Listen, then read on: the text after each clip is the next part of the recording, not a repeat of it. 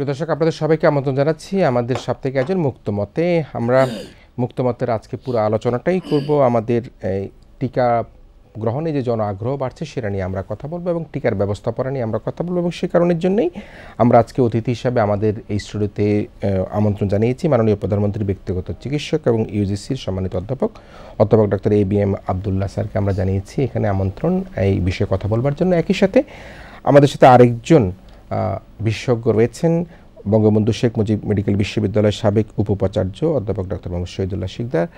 দুজনকে আমরা আমন্ত্রণ জানিয়েছি। আমরা যেটা জানিয়েছি সেটা হচ্ছে টিকায় যে জন আগ্রহ বাড়ছে সেটা নিয়ে আমরা কথা বলবো, তবে সেক্ষেত্রে ব্যবস্থাপনাটা কীরকম হচ্ছে এবং সেই ব্যবস্থাপনার ক্ষেত্রে আমাদের আর কোনো বিশ্লেষণ আছে কিনা সেটা নিয়ে আমরা কথা বলবো। প্রিয় দর্শক, আপনারা জানেন যে গত 6 ফেব্রুয়ারি সারা দেশে করোনার টিকা প্রদান করার কার্যক্রম শুরু হয়েছে এবং ধীরে ধীরে আমরা দেখতে পাচ্ছি যে প্রথম দিকে মানুষের মধ্যে করোনার টিকা নেবার যে কিছুটা হলেও অনাগ্রহ থাকলেও এখন কিন্তু ভিড় বাড়ছে এবং সেই ভিড় বাড়ার কারণের জন্য কোনো কোনো কেন্দ্রে আমরা দেখেছি তাদের যে টিকা দিবার কথা ছিল সেই কোটা শেষ হয়েছে এবং আমরা মনে করছি যে নিশ্চয়ই সেটাও সরকার একটা ব্যবস্থা করবে। তবে সেই বিষয়গুলো আলোচনা করবার পূর্বে, অতিথিদের সাথে কথা বলবার পূর্বে আমরা আমাদের একটি প্রতিবেদন তৈরি করেছে আদ্দিন সজীব, যেটি ATN বাংলায় দেখানো হচ্ছে। সেই প্রতিবেদনটি দেখে আমরা আলোচনায় যুক্ত হব। আমরা আদ্দিন সজীবের প্রতিবেদনটি দেখে নিই।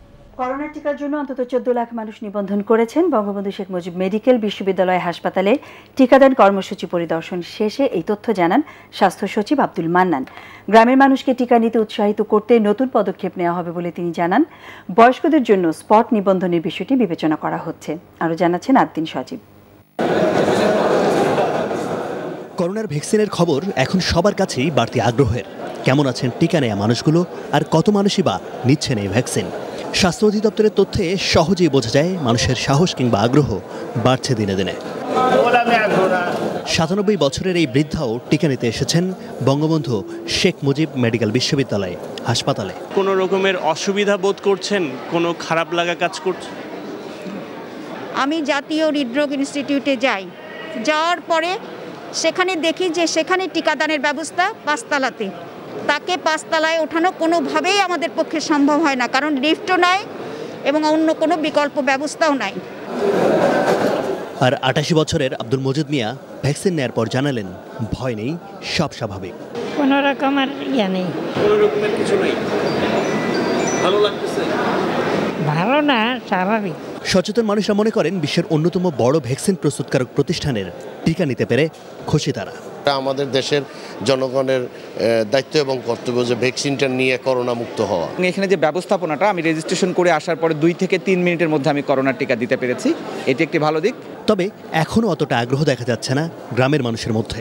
তাই স্বাস্থ্য সচিব জানালেন 35 লাখ মানুষের টিকা নেয়ার তথ্য যাচাই করে আরও নতুন কিছু পদক্ষেপ নেওয়া হবে। আমাদের 35 লক্ষ দেওয়ার পরে আমরা বুঝবো যে আসলে গ্রামে কোনো চাপ আছে কিনা। তখন আমাদের তো সারা গ্রামে আমাদের মানুষ স্বতঃস্ফূর্তভাবে সব মানুষ আসবে কিনা সেটা নিয়ে আমরা ভাবছি। টিকাদান কর্মসূচি আরও সহজ এবং ভোগান্তিমুক্ত করতে হাসপাতাল কর্তৃপক্ষ যথাযথ পদক্ষেপ নেবেন, এমন প্রত্যাশা সাধারণ মানুষের। টিকা নিয়ে ভয় কেটে গেছে, আশা জেগেছে, যেন স্বস্তি ফিরেছে দেশে। কেননা এ পর্যন্ত প্রায় 14 লাখ মানুষ টিকার জন্য নিবন্ধন করেছে। তবে সবাই মনে করেন বয়স্কদের জন্য যেন একটু বিশেষ ব্যবস্থা করা হয়, যেন আসলে তারা সুবিধা পান, সেবা পান ঠিকঠাক মতো, সে বিষয়টি নিশ্চিত করা হয়। আদ্দিন সজীব, ATN বাংলা, ঢাকা। আমরা প্রতিবেদন দেখলাম এবং সেই প্রতিবেদনকে সূত্র ধরেই আমরা একটু প্রফেসর ABM আবদুল্লাহ আপনার সাথে কথা বলতে চাই। আমরা এই যে টিকা দেওয়ার অনাগ্রহের কথা বলেছি, আপনিও কিন্তু বলেছেন যে প্রথম দিকে অনাগ্রহ থাকলে আস্তে আস্তে সে আগ্রহ কিন্তু বাড়বে, মানুষের মধ্যে যে ভুল বোঝাবুঝি সে অবসানটা ঘটবে এবং যে মিশ্র প্রতিক্রিয়া সেটি কিন্তু এখনও গ্রামের মানুষের মধ্যে রয়েছে। তো সার্বিক অবস্থায় এই আজকের এই কর্মসূচির আজকে 13 তারিখ, 6 তারিখে শুরু হয়েছে। এই প্রায় 1 সপ্তাহ ধরে এই টিকাদান কর্মসূচির ব্যবস্থাপনা, প্রস্তুতি, মানুষের আগ্রহ আপনি কীভাবে বিশ্লেষণ করবেন? ধন্যবাদ আপনাকে। তো আমি একটু স্বস্তির খবর দিয়ে বলি যে আমাদের সংক্রমণের হার কিন্তু কমে যাচ্ছে, তাই তো? তো মৃত্যুর মিছিলটা ওঠানামা করছে। গতকাল কিন্তু 5 জন ছিল, আজকে আবার একটু বেশি হয়ে গেছে, 13 জন। আসলে একজন লোকও মারা যাক করোনাতে, এটা আমি চাই না। আমরা মনে হয় আপনারা কেউই চান না, আপনারাও চান না। তারপরও যেহেতু তো অনেক কিছু তো আমরা চেষ্টা করছি, করার কিছু থাকে না। তো আমি শুরুতেই বলতে চাচ্ছি যারা আমাদের ছেড়ে চলে গেছেন, 130 জন ডাক্তার কিন্তু মারা গেছেন, বিশিষ্ট ব্যক্তি অনেকেই মারা গেছেন, তাদের সবার আত্মার মাগফিরাত কামনা করি। এবং তাদের শোক সন্তপ্ত পরিবারের প্রতি গভীর সমবেদনা জানাই। এবং একটা ভালো খবর হলো যে হাসপাতালে বেড কিন্তু এখন ফাঁকা বলতে পারেন। করোনার বেড যে বেগুলো কত রুগী বেড পাইতো না, আইসিইউ পাইতো না, অনেক কষ্ট হতো, সেটাও কিন্তু একটা ভালো খবর। আর সবচেয়ে যে ভালো খবর যেটা আপনি বললেন, রিয়েলি টিকা শুরু হয়েছে 27শে জানুয়ারি, কিন্তু মাননীয় প্রধানমন্ত্রী সেটা উদ্বোধন করছেন। এটা 6 না 7 তারিখ থেকে তো পুরাদমে শুরু হয়েছে, 27 তারিখে উদ্বোধন করছেন, তখন তো 21 জন না 26 জন ছিল। তো শুরুটা কিন্তু আসলে অত্যন্ত ভালো। এটা একটা যুগান্তকারী ঐতিহাসিক ঘটনা আমি বলবো, এই কারণে যে পৃথিবীর অনেক দেশ তো টিকা পায় নাই। 123টা দেশ এখনও কিন্তু টিকার মুখ তো দেখেই নাই, কবে আসবে তাও তারা জানে না। সেই হিসেবে আমরা বাংলাদেশ টিকার মুখ আমরা দেখছি, টিকা কার্যক্রম সুন্দরভাবে চলছে। 27 তারিখে প্রথম শুরু হলো, তারপরে 28 তারিখে হয়েছে, 7 তারিখ থেকে পুরাদমে দেশের বিভিন্ন জায়গায় শুরু হয়ে গেছে, জেলা উপজেলা সব জায়গাতেই তো হচ্ছে। এবং আমি মনে করি যে এটা যদিও হয়েছে কিছু কিছু হয়তো সমালোচনা হচ্ছে এখনও, এই যে অ্যাপ নিয়ে অনেকে একটা কনফিউশন আছে, অ্যাপের মাধ্যমে কিভাবে করবে, অনলাইনে করবে, তারপরে যে নিবন্ধন করা, এগুলো একটু সমালোচনা হইলেও আলটিমেটলি দেখেন নিবন্ধন কিন্তু কম হয় নাই, 14 লক্ষ লোক কিন্তু অলরেডি নিবন্ধন করে ফেলছে। এটা কিন্তু একটা ভালো উদ্যোগ, আমি মনে করি শুভ উদ্যোগ। কিছু কিছু হয়তো যেমন কিছু কিছু বয়স্ক মানুষ দেখলাম, বৃদ্ধ মানুষ, তার চলাফেরা একটু অসুবিধা হচ্ছে, এগুলো শুধু একটু নজর দিলে বোধহয় এটাও উত্তরণ করা খুব সম্ভব। তারপরেও আমি মনে করি স্বাস্থ্য মন্ত্রণালয় বা স্বাস্থ্য দপ্তর বা সরকার যেভাবে টিকার কার্যক্রম শুরু করছেন, তারা যেভাবে চলছে, আমি মনে করি অত্যন্ত ভালোভাবে কিন্তু চলছে, অতটা খারাপ কিন্তু না। ততটা শুরুতে মানুষের মধ্যে ভয় ছিল, ভীতি ছিল, আতঙ্ক ছিল, নিবে কি নিবে না। প্রথম দিকে আমি একটা কথা বলতাম যে টিকা যখন, এটা তো বাঁচার একমাত্র রাস্তা তো টিকা, আমাদের কিন্তু ভয় ছিল টিকা কবে আসবে আমরা জানি না। তারপরে যখন টিকা আসলো তখন আমরা মনে করলাম যে বাংলাদেশ আসলে পাবে কিনা, পেলেও কবে পাবে। বড় বড় যে দেশগুলো তারা তো টাকা দিয়ে অনেক বুকিং দিয়ে রাখছে, কিনে ফেলছে, তাই না, আমাদের দেশ পাবে কিনা। তারপরে কিন্তু আলটিমেটলি আমরা পেয়ে গেছি। এটা আমরা জানেন যে মাননীয় প্রধানমন্ত্রী কিন্তু শুরু থেকেই টিকার জন্য তো উনি বলছেন যে টিকা এলে আমরা অবশ্যই, এবং তার জন্য উনি আলাদা টাকাও কিন্তু 1000 কোটি টাকা তো বরাদ্দও রাখছেন। এবং আমারও বিশ্বাস ছিল, আমি সবসময় বলতাম যে টিকা আসলে আমরা মাননীয় প্রধানমন্ত্রীর নেতৃত্বে আমরা কিন্তু আমাদের দেশের মানুষ টিকা পেয়েই যাবে, আসলে কিন্তু পেয়ে গেলাম। তারপরে কিছুদিন কিন্তু একটু জানেন যে কিছু অপপ্রচার বা অতিপ্রচার ছিল। প্রথম ছিল পাবো কিনা, যখন আসলো তখন আবার বলছে নিবো কিনা, এরকম ঝামেলা কিন্তু গেছে। কাজ হবে কিনা কথাবার্তা কিন্তু রয়ে গেছে, এবং কিছু কিছু অতিপ্রচারও হয়ে গেছে যে টিকা নিয়ে মানুষ মারা গেছে, পার্শ্বপ্রতিক্রিয়া, এরকম ঘটনা কিন্তু ঘটছে। কিন্তু আসলে এগুলোর কোনো কিন্তু সত্যতা নাই, এমন অনেক কিছু সাইন্টিফিক বেসিস নাই। কিছু পার্শ্বপ্রতিক্রিয়া যে কোনো টিকাতে হইতেই পারে, এটা টিকা তো আমাদের দেশে নতুন না, অন্যান্য টিকা আমরা নিচ্ছি না, কত রকমের টিকা তো আমরা নিচ্ছি। আমরা তো ছোটবেলা আপনার মনে আছে কিনা কলেরার টিকা আমাদের পালায় যাইতে হইতো, তাই না, মানে জানলা টালা দরজা বন্ধ করে দিত। স্মল পক্স যদিও ওগুলো দেওয়া হচ্ছে না, টিকা দিলে একটু জ্বর আসতে পারে, শরীর ব্যথা হতে পারে, মাথা ব্যথা বা বই, এগুলো কিন্তু হয়ে যাবে টেম্পোরারি, 2-3 দিনের মধ্যে কিন্তু ভালো হয়ে যায়। সুতরাং এগুলো কিছুই না। এগুলো অপপ্রচারে মানুষ কিন্তু বিভ্রান্ত হয়ে আতঙ্কগ্রস্ত হয়েছে। আমার মনে এটা কেটে গেছে। এবং আমি একটা কথা বলতাম আগে, কিছুদিন আগেও বলছি, টিকা তো মানুষ নিবেই, দেখবেন যে টিকা নেওয়ার জন্য সব হুমড়ি খেয়ে পড়বে। আলটিমেটলি সবাই কিন্তু টিকা নেওয়ার জন্য ব্যতিব্যস্ত হয়ে পড়ছে। আমরা টিকা নেওয়ার, টিকাটা আসলে একটা প্রায়োরিটি মানুষের জন্য, যে করোনাকালীন সময়ে তার যে আতঙ্ক, তার যে এই যে করোনার সমস্যাগুলি, সেগুলি নিশ্চয়ই মানুষ চায় যে টিকা নিতে আসতে। এখানে একটা বিষয় আমি তো অধ্যাপক ডক্টর মোহাম্মদ শহীদুল্লাহ শিকদার, আপনার তো অনেক বিশ্লেষণ করোনার আগেও দেখেছি, করোনার মধ্যবর্তী, পরবর্তী, সে সময় দেখেছি। আপনি নিজেও কিন্তু কোভিড যোদ্ধা, আব্দুল্লাহ সরও কোভিড যোদ্ধা, আমি নিজেও কোভিড যোদ্ধা। তো ওই যে টিকার বিশ্লেষণ করতে গিয়ে আমরা তো 2 ধরনের টিকা দেখি। একটা হচ্ছে কি একটা টিকা 2বার দিতে হয়, আর একবার দিলেই চলে, মডার্নার টিকা যেটা বলা হয়। তো এই যে একটা টিকা 2 ডোজ নিতে হয়, একটা টিকা 1 ডোজ নিতে হয়, সে কারণের জন্য মানুষের মধ্যে মনে করে একটা হলেই কি ভালো হতো কিনা, 2টা হওয়াতেই কি তাদের ঠিক হচ্ছে কিনা। তো এইটাকে আপনি কীভাবে দেখেন, যে টিকা কোম্পানি একটা করেছে সেটার বিশ্লেষণ কি, যে টিকা কোম্পানি 2টা করেছে ভ্যাকসিন, সেই বিশ্লেষণটা কি? ধন্যবাদ। আসলে দেখুন, টিকায় 1টা 2টা কি 5টা তাতে কিছু যায় আসে না। প্রয়োজন হলো বডিতে সেই ভাইরাসের এগেনস্টে ইমিউনিটি বা রোগ প্রতিরোধ ক্ষমতা কার্যকরীভাবে তৈরি হলো কি হলো না, যেটি আরাধ্য বিষয়, এক্সপেক্টেড বিষয়। তো সেটা আসলে প্রস্তুত যারা করেছেন তাদের প্রসেসের উপরে নির্ভর করে। এটি কিন্তু বেসিক আইডিয়া মোরলেস এক। স্পাইক প্রোটিনকে ম্যাটেরিয়াল হিসাবে, ভাইরাসের স্পাইক প্রোটিনকে ম্যাটেরিয়াল হিসাবে কাজে লাগানো হয়েছে। সুতরাং সেখানে আপনার এই যে এক ভ্যাকসিন দিয়ে, যেটি ডাবল ভ্যাকসিন দেওয়া হচ্ছে, তার কিন্তু এক ভ্যাকসিনেও ভালো ইমিউনিটি তৈরি হয়, কিন্তু এটি বুস্ট আপ করার জন্যে এবং এটি লংজিভিটি বাড়ানোর জন্যে, পরিমাণ বাড়ানোর জন্য অ্যান্টিবডির, এটিকে দ্বিতীয় ডোজ দেওয়া হয়। এটি শুধু করোনা ভ্যাকসিনের ক্ষেত্রে সত্য নয়, আপনি জানেন ডিপিটি থেকে আরম্ভ করে। একটা বিষয় একটু দর্শকদের এবং সাধারণ মানুষকে একটু জ্ঞাতার্থে, যেটা হচ্ছে টিকা দুইটা দেওয়ার অর্থ হচ্ছে একটা দিল, পরবর্তীতে বুস্ট আপ, দ্যাট মিনস একটা হত্যার কার্যকারিতা শুরু হয়ে গেছে বা হয়ে গেছে, সেকেন্ডটা নিলে আরও বেশি হবে। এইটাই কি আমাদের পারসেপশনটা বা এইটাই কি আমাদের বৈজ্ঞানিক ব্যাখ্যা? এক্স্যাক্টলি। ধরেন আপনি কোনো ভ্যাকসিন, যেমন ধরেন আপনার BCG single dose is sufficient, কথা বলছেন না, এটা আর লাগে না। কিন্তু ঠিক তেমনি আবার ডিপথেরিয়া বা এরকম আরও কয়েকটা টিটেনাস টক্সয়েড যেটা আমি বললাম, যে সেটির কিন্তু বেশ কয়েকটা ডোজ দিতে হয়, এবং 3টা ডোজ দেওয়ার পরে আবার 5 ইয়ার্স পরে আরেকবার আরেকটা দিয়ে বুস্ট আপ করতে হয়। তাহলে এইখানে কিন্তু কেউ জানে না, শেষ কথা কিন্তু বলতে পারবেন না যে সিঙ্গেল ডোজে আর কোনো দিন লাগবে না, করোনা হবে না, এটি কিন্তু আপনি বলতে পারবেন না। এখনও শেষ কথা বলার সময় কিন্তু আসে না। যিনি তৈরি করেছেন তিনিও এই ক্লেমটা করবেন না। কিন্তু এটি এক্সপেরিমেন্টাল আপনি কতদিন করতে পেরেছেন? মাত্র কয়েক মাসের এক্সপেরিমেন্টের পর্যায়ে। ক্লিনিক্যাল ট্রায়ালের প্রসেসটা এরকম যে আপনার গায়ে আমার গায়ে বিভিন্ন এইজের মানুষকে দেয়া, বিভিন্ন রেসের মানুষকে দেয়া, বিভিন্ন প্রফেশনের মানুষকে দেয়া, যার গায়ে কিছু রোগ আছে তাকে দেয়া, যার ইমিউনিটির স্ট্যাটাস ভালো আছে তাকে দেয়া, যার ইমিউনিটি অ্যাবিট কম্প্রোমাইজ তাকে দেয়া, এই সব কিছু দেখে কিন্তু মাল্টিপল ওয়েতে এই স্ট্যাটিস্টিক্সটা নিয়ে কিন্তু ফাইনাল কথা বলতে হয়। সেটা অনেক সময় লাগে। এই তড়িঘড়ি করে তৈরি করতে হয়েছে কেন? বিশ্বে প্যান্ডেমিক, কোটি কোটি মানুষ আজকে করোনায় আক্রান্ত। আপনি যদি 10 বছর ট্রায়ালের জন্য, 5 বছর ট্রায়ালের জন্য অপেক্ষা করেন, তাহলে তো ইতিমধ্যে লক্ষ লক্ষ মানুষ মারা গেছে, আরও লক্ষ লক্ষ মানুষ মারা যাবে এবং কোটি মানুষ মারা যাবে। তার জন্য তো অপেক্ষা করা যাবে না। আমাদের কাছে অ্যাভেলেবল যতটুকুন টিকা আছে, এটি সিঙ্গেল ডোজই হোক, এটি ডাবল ডোজ হোক, কোনো জায়গাতে বলা হচ্ছে সিঙ্গেল ডোজ সাফিসিয়েন্ট কাজ করবে, 95% কাজ করবে। আবার মানুষের মধ্যে এই ধরনের কোনো আছে কিনা যে আমি যদি একটা ডোজ নিয়ে আমার ভালো হয়, আমি আমার ইমিউনিটি তৈরি হয়ে যায়, আমি 2টা ডোজ নেওয়ার প্রক্রিয়ায় কেন যাব?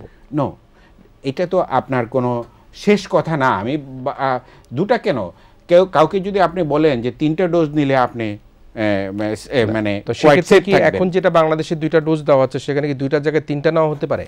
না, নেওয়া হতে পারে তা কিন্তু না। আচ্ছা, আপাতত যেই ডোজটা অ্যাস্ট্রাজেনিকা আর যেটা অক্সফোর্ডের রিসার্চ প্রোডাক্ট, এটাকে কিন্তু আপনি 4 সপ্তাহ থেকে 12 সপ্তাহের মাঝে সেকেন্ড ডোজটা নিতে হবে, এটা বলা আছে। জি, এটি এখনকার জ্ঞান, যতটুকু আপডেট আছে এইটুকুন হলো জ্ঞান, যে সেকেন্ড ডোজ এই বিরতির মাঝে নিলে আপনার ইমিউনিটিটা বেড়ে যাবে, এক্সপেক্টেড পর্যায়ে যাবে।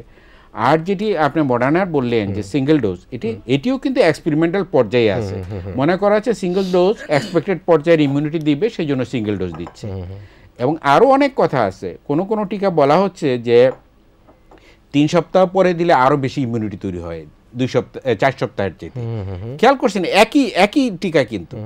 তার মানে কথাটা হলো যে শেষ কথাটা বলা এখনও যাবে না, বাট থিং ইজ দ্যাট সম্পূর্ণ কাজগুলো কিন্তু করা হচ্ছে ইমিউনিটি বাড়ানোর জন্য, মানুষের কল্যাণের জন্য। এটি ইনোসেন্ট, এটা কোনো এক্সপেরিমেন্টাল বিষয় না। দিস ইজ মানে on God faith, on just for safety of human being, not only for you and me, Bangladeshi জনগণ বা ইন্ডিয়ার মানুষ, পৃথিবীর জনগোষ্ঠীর জন্য। কারণ this is the phenomena of world population. আজকে বাংলাদেশের মানুষকে আপনি টিকা দিচ্ছেন মানে এটি আমেরিকার মানুষের উপকার হবে, এটি সৌদি আরবের মানুষের উপকার হবে, এটি কঙ্গোর মানুষের উপকার হবে। করোনার তো কোনো বর্ডার নাই করোনার। কাজে এই প্যান্ডেমিককে যদি আপনাকে রুখতে হয়, তাহলে পৃথিবীর সব দেশকে করতে হবে। যেটি আমাদের প্রফেসর আব্দুল্লাহ ভাই বললেন যে ইউরোপ আমেরিকার কিন্তু অনেক দেশ এখনো টিকা দেখেনি। আমাদের নেত্রী বঙ্গবন্ধু কন্যা মাননীয় প্রধানমন্ত্রী শেখ হাসিনা বোল্ড মানুষ, সাহসী মানুষ। তিনি যেমন অন্য ক্ষেত্রে অর্থনৈতিক উন্নয়নের ক্ষেত্রে যেমন সাহসী ভূমিকা পদক্ষেপ নিচ্ছেন, এক্স্যাক্টলি এই টিকা পাওয়ার ক্ষেত্রে আপনি দেখেন যে ইউরোপ আমেরিকার টিকা পায় নাই, বাংলাদেশ টিকা পেয়েছে। আমাদের পাশের দেশ থাইল্যান্ড এবং মালয়েশিয়া আমাদের পরে টিকা পাচ্ছে। হোয়াট ডাজ ইট মিন? যে এই যে সাহসী পদক্ষেপ নিয়ে আপনি টিকা নিলেন, দেখেন ডব্লিউএইচও কিন্তু মাত্র 2 দিন আগে ওদের অফিসিয়াল স্বীকৃতি দিয়েছে যে এটি এই অ্যাস্ট্রাজেনিকার টিকাটা ওরা বললো যে সেফ এবং ইফেক্টিভ। তাহলে দেখেন তিনি কত দূরদর্শী বঙ্গবন্ধু কন্যা শেখ হাসিনা, যে তিনি জানেন যে যখন প্রিলিমিনারি স্টেজ থেকে রিসার্চের কাজটা যখন অক্সফোর্ড হাতে নিয়েছে, তখন থেকেই কিন্তু সবাই ফলো আপ করতেছে, আমাদের মাননীয় প্রধানমন্ত্রীও ফলো আপ করতেছে। সমস্ত বৈজ্ঞানিক ডাটাগুলো উনি বিশ্লেষণ করে দেখছেন যে it would be really effective and safe. তাহলে তার দূরদর্শিতার কারণে কিন্তু বাংলাদেশ প্রথমে টিকাটা পেয়েছে এবং এই বিশাল সংখ্যক ডোজ আমরা যে পেয়েছি সেটা ইউরোপের দেশ হাঙ্গেরি বাংলাদেশ কাছ থেকে শুভেচ্ছা স্বরূপ 5,000 ডোজ প্রত্যাশা করেছে। এবং আপনি শুনলে আশ্চর্য হবেন, ইউরোপের অনেক দেশ যে টিকা যারা পেয়েছে, ধরেন 1 লাখ ডোজ পেয়েছে, তারা 1 লাখ ডোজও 1 মাসের ভিতরে দিতে পারে নাই। তার মানে বাংলাদেশ টিকার সংখ্যা যেমন পেয়েছে, একইভাবে এফিশিয়েন্টলি আমাদের ইপিআই সিস্টেমটা, আমাদের ইপিআই এর যে এফিশিয়েন্ট যে সিস্টেম, যারা কর্মী বিভিন্ন লেভেলে আছে, নিম্ন স্তর থেকে উপর পর্যন্ত, এক্স্যাক্টলি উপর থেকে নিচ পর্যন্ত, একেবারে উপজেলা কমিউনিটি হেলথ ক্লিনিক পর্যন্ত আমাদের এই একেবারেই টিকা প্রদান ব্যবস্থা, এই এক্সপেক্টেড ইমিউনাইজেশন প্রোগ্রামের কর্মীরা আগেই অভিজ্ঞ, তারা এখন এই করোনার টিকার ট্রেনিং দিয়ে তারা খুব আরো বেশি নিশ্চয়ই, এবং সেটাই আমরা চাই। আমি প্রফেসর বি আব্দুল্লাহ, আমি যে কথাটা বলছিলাম, যদিও আমরা কিছুটা ব্যাখ্যা পেয়েছি ডাক্তার শহীদুল্লাহ শিকদারের কাছ থেকে, সেটি যদি একটা টিকা এবং 2টা ডোজ নিয়ে মানুষের মধ্যে কিন্তু এটা আছে যে একটু সংক্ষেপে যদি বললে একটু বিরতিতে যাই, কেন একটা কেন 2টা? আপনি যেটা বলছেন সব কোম্পানি কিন্তু 2টা ডোজই বলছে, এটা তো যারা প্রিপারেশন করে তাদের উপর ডিপেন্ড করে। তো একটা ডোজ যেটা আছে কিন্তু আসলে জনসন এন্ড জনসনের ওটা কিন্তু এখনো অ্যাপ্রুভাল পায় নাই, তারা বলছে একটা ডোজ দিলে হবে। মডার্না কিন্তু 2টাই ডোজ দেবে, 3 উইকস গ্যাদার 3 to 3 সপ্তাহে। ফাইজার ওদের কিন্তু 2টা। আর আমাদের দেশে যেটা আসছে অক্সফোর্ড অ্যাস্ট্রাজেনেকা, যেটা অক্সফোর্ড নামে পরিচিত, এটা কিন্তু 2টা ডোজই দিতে হবে। এবং আপনি হয়তো আজকেও ডাব্লিউএইচও থেকেও বলছে, জানেন হয়তো, ওরা বলছে যে আগে তো বলছে 4 উইকসে দেওয়া যায় 8 সপ্তাহ, তার হচ্ছে 12 সপ্তাহে পরে দিলে অ্যান্টিবডিটা আরও হয়ে যাবে, আরও বেশি। এটার কারণটা হলো একটা ডোজ দিলে 100% কিন্তু আমাদের ইমিউনিটি তৈরি করে, অ্যান্টিবডি তৈরি করতে হয়। একটা দিয়ে দেখা যায় 50-60 7 দিন পরে অ্যান্টিবডি তৈরি হয়ে যায়, 50-60 বেশি হয় না। যখন আফটার 12 উইক যখন আরেকটা দেবেন, অ্যান্টিবডি লেভেলটা কিন্তু বেড়ে যায়। সেই জন্যই 2টা ডোজ নিতে হবে। এটা তো আমার ইচ্ছা মতো কিন্তু হবে না, কোম্পানি যেভাবে তৈরি করে তারা তো এক্সপেরিমেন্ট করে থার্ড ফেজ ট্রায়াল দিয়ে গবেষণা করে কনফার্ম করে দিয়েছে। তার মানে একটা ডোজে যে অ্যান্টিবডি হচ্ছে, সেকেন্ড ডোজে কিন্তু আরও বাড়বে, সেই আইডিয়াতেই কিন্তু 2টা ডোজ দিতে হয়। সুতরাং ওইভাবেই দিতে হবে আমাদেরকে। তবে 1 ডোজ যেটা, ওটা এখনও কিন্তু বাজারে আসে না। ওটা হল জনসন অ্যান্ড জনসন, তারা অ্যাপ্রুভাল পায় না, তারা কিন্তু অ্যাপ্লাই করছে 1 ডোজ দিয়ে ট্রাই করে দেখবে, সেটা আসলে পরে দেখা যাবে। কিন্তু আপাতত এটা নিয়ে জনগণের বিভ্রান্তি কোনো কারণ নাই, যে কেউ যেন মনে না করেন যে একটা ডোজ দিলে হবে, তা না। একটা ডোজ দিলে কিন্তু 100% হচ্ছে, এমনিও তো 100% কোনটাই হচ্ছে না, কোনটা 90, 92, 95 এরকম হচ্ছে, কিছু পার্সেন্ট কিন্তু বাদই থাকছে। কিন্তু একটা দিলে যা হবে, 2টা দিলে তারও বেশি অ্যান্টিবডি হবে। সেই জন্যই 2টা টিকাই কিন্তু নিতে হবে আমাদের। জি, আমি একটুখানি অন্য বিশ্লেষণের দিকে আসি। আমরা এই যে ব্যবস্থাপনা নিয়ে কথা বলছিলাম, আমরা আমাদের সংবাদে দেখতে পেয়েছি যে কোথাও কোথাও 5 তলায় একটা বয়স্ক মানুষ উঠতে, যেটি আপনি একটু ছোট্ট করে বিশ্লেষণ করছিলেন। নিশ্চয়ই আমাদের অনেক এখনও দূর আগাতে হবে। তো সেই ক্ষেত্রে এই যে একটা বয়স্ক লোক, হয়তো বা একজন প্রতিবন্ধী বা শারীরিক প্রতিবন্ধী, কেউ না কেউ তো সেখানে যেতে হবে। তো ওই যে 5 তলায় যে টিকাদান কেন্দ্রটা করা হয়েছে, সেটি কোন বিবেচনা থেকে? আসলে হ্যাঁ, সেটা তো আমি তো শুরুতে একটা বলছিলাম যে আমাদের এই জিনিস শুধু কনসিডারেশনে রাখতে হবে। আসলে হলো কি, কাজ তো শুরু হলো মাত্র, কাজ করতে গেলেও কিছু ভুল ত্রুটি হয়ে যায়। কাজ যে করে তারই তো ভুল ত্রুটি, কাজ যে করে না তার কিন্তু ভুল ত্রুটি নাই। তারপরে একটা পর একটা কিন্তু ওই প্রবলেম আসবে এবং সলভ হয়ে যাবে। যেমন এই প্রবলেমটা আমি আজকেই দেখলাম যে 5 তলায় ওঠা একটা বয়স্ক, তো হুইল চেয়ার আসছে, তাই না? তো মানে লিফট নাই, এ তো মুশকিল। আমার মনে কর্তৃপক্ষের নজর দেওয়া উচিত এই ব্যাপারে, যাতে যেমন প্রতিবন্ধী বলেন, বয়স্ক মানুষ হাঁটতে পারবে, শুধু তাই না, বয়স্ক না, কারণ হার্টের রোগ থাকতে পারে, অন্য রোগ থাকতে পারে, হাঁটু মানে ব্যথা থাকতে পারে, সিঁড়ি বায়ে উঠতে পারে, এগুলো কিন্তু বিবেচনা আমাদের নিতে হবে। সেজন্য যাতে পদ্ধতিটা জানি সহজ হয়, মানুষ যেন সহজেই স্বতঃস্ফূর্তভাবে গ্রহণ করতে পারে, সেটা কিন্তু ব্যবস্থাটা নেওয়া উচিত। আমার মনে হয় 2-1টা এক্সেপশনাল ছাড়া প্রায় জায়গাতেই কিন্তু এরকম নাই। আমাদের বঙ্গবন্ধু যেটা হচ্ছে সেটাও কিন্তু নিচেই ভালোভাবে দিচ্ছে, এবং অনেক হাসপাতালে আমি দেখছি হচ্ছে শুধু একটা জায়গা হয়তো 5 তলায় দিচ্ছে। তো এই ব্যাপারে আমার একটু দ্রুত মানে ব্যবস্থা নেওয়া উচিত। যেমন অ্যাপের কথা যেটা বলছিলাম, সেটার খুব প্রবলেম হচ্ছে কিন্তু মনে হচ্ছে না, কারণ মানুষ মনে করছে দূর দূরান্তরে বা প্রত্যন্ত অঞ্চলের ধরেন অর্ধশিক্ষিত আদাসীয়, তারা আবার অ্যাপ কেমনে করবে, ইন্টারনেট জানে না, এইসব তো প্রবলেম হতেই পারে। এগুলো কিন্তু আস্তে আস্তে কাটিয়ে উঠতেছে। এটা করা খুব যে কঠিন ব্যাপার তা কিন্তু না, এবং পাচ্ছে বলেই তো 14 লক্ষ অলরেডি তো নিবন্ধন করেই ফেলছে, বাকিগুলো কিন্তু আস্তে আস্তে কিন্তু 14 লক্ষ কি খুব যথেষ্ট কিনা? আরো সময় আছে, সময় তো শেষ হয় না। সেক্ষেত্রে যে আমরা একটা দেখছি যে একেবারে নিম্ন আয়ের যে মানুষগুলো রয়েছে, খেটে খাওয়া মানুষগুলো, তাদের কিন্তু এই করোনার টিকা নেওয়ার ক্ষেত্রে হয়তো বা অ্যাপসের কারণেই হোক বা জনসচেতনতার কারণেই হোক, তারা কিন্তু সেভাবে টিকা নিতে পারছে না বা নিচ্ছে না। প্রবলেম হলো যে আপাতত তো সবাইকে তো দিতে পাচ্ছেন না, কারণ এটা তো পর্যায়ক্রমে দিতে। এখন তো আমরা 60 লক্ষ দিতে পারবো। আমরা বলছি 40 বছর পর্যন্ত রেজিস্ট্রেশন করতে পারছে। 40 বছর বছরের উপরে 40 বছরের উপরে 40 বছরের উপরে যে রেজিস্ট্রেশন করতে পারে সেখানে কিন্তু আমরা যেটা আমাদের খেটে খাওয়া মানুষগুলো, আমাদের ভ্যান চালক, আমাদের রিক্সা চালক, আমাদের সিএনজি চালক, তারা কিন্তু সেই হারে কিন্তু টিকা নিতে আপনি দেখবেন আমাদের গণমাধ্যমে। সেটা তো সত্য, কিন্তু পর্যায়ক্রমে সবাইকে তো দিতে হবে। কারণটা হলো এখন তো চেষ্টা চলছে ফ্রন্টলাইন ফাইটারদের কিন্তু প্রায়োরিটি অগ্রাধিকার ভিত্তিতে, যেমন আমরা বলি কয়েকটা গ্রুপ ভাগ ভাগ করে ফ্রন্টলাইন ফাইটার, তার মধ্যে যেমন ডাক্তার, নার্স, স্বাস্থ্যকর্মী সবার এ তো ফ্রন্টলাইন ফাইটার, এই গ্রুপটা তো ফার্স্ট তারা দিচ্ছে। এবং যারা বয়স্ক লোক, প্রথমে বলা হয়েছিল 55-60, তাদের কিন্তু সংক্রমণের ঝুঁকি বেশি, তাদের মৃত্যুর হার, এবং তারা বিভিন্ন কোমরবিডিটিতে যারা ভোগেন তাদের কিন্তু অগ্রাধিকার ভিত্তিতে দিতে হবে। কারণ এখন তো আমরা দিতে পারছেন 60 লাখ, সমস্ত বাংলাদেশের 17 কোটি লোক তো একবারে দিতে পারছে, 17 কোটি দেওয়াও যাবে না, সেটাও সত্য। তো পর্যায়ক্রমে দিতে হবে, তারা নিবে। এই যাদের ফ্রন্টলাইন ফাইটার, যাদের ঝুঁকি বেশি, তাদেরকে আগে দেওয়ার পরে তারা পর্যায়ক্রমে, যেমন আমরা বলছি doctor, nurse, ward boy, even হাসপাতালের যে অ্যাম্বুলেন্স ড্রাইভার, ওয়ার্ড বয়, দায়া, আরওয়ান, তাদেরকেও কিন্তু দিতে হবে। তাহলে ফ্রন্টলাইন ফাইটার আসলে নিশ্চয়ই আমাদের ডাক্তার, নার্স, সংবাদকর্মী, তাই না, ফ্রন্ট ফাইটার বলতে বয়স্ক গ্রুপ একটা আছে যারা কোমরবিডিটিতে ভোগেন, ওই বিবেচনাটা আমাদের রাখা দরকার আছে কিনা, যিনি আমাদের রিক্সা পুলার, তিনি যখন রিক্সা চালাচ্ছেন তিনি তো আমাদেরকে একটা, সেটাও সত্য, কিন্তু একই সাথে তো এত লক্ষ কোটি লোককে তো দিতে পারবেন না। আমরা আপাতত আমাদের হাতে 60 লক্ষ লোককে দেওয়ার মতো অবস্থা আছে, 60 লক্ষ তো প্রায়োরিটি অনুযায়ী দিতে হবে, একই সাথে এত লোককে দিতে পারছেন না। তো এটা হয়তো 1 মাস 2 মাস আরেকটা গ্রুপ আসবে, 3 কোটি টিকা তো আসবে, 3 কোটি টিকা 1.5 কোটি লোক কিন্তু পাবে পর্যায়ক্রমে, তারাও কিন্তু, তাদেরকে আমরা বাইরে রাখছি না।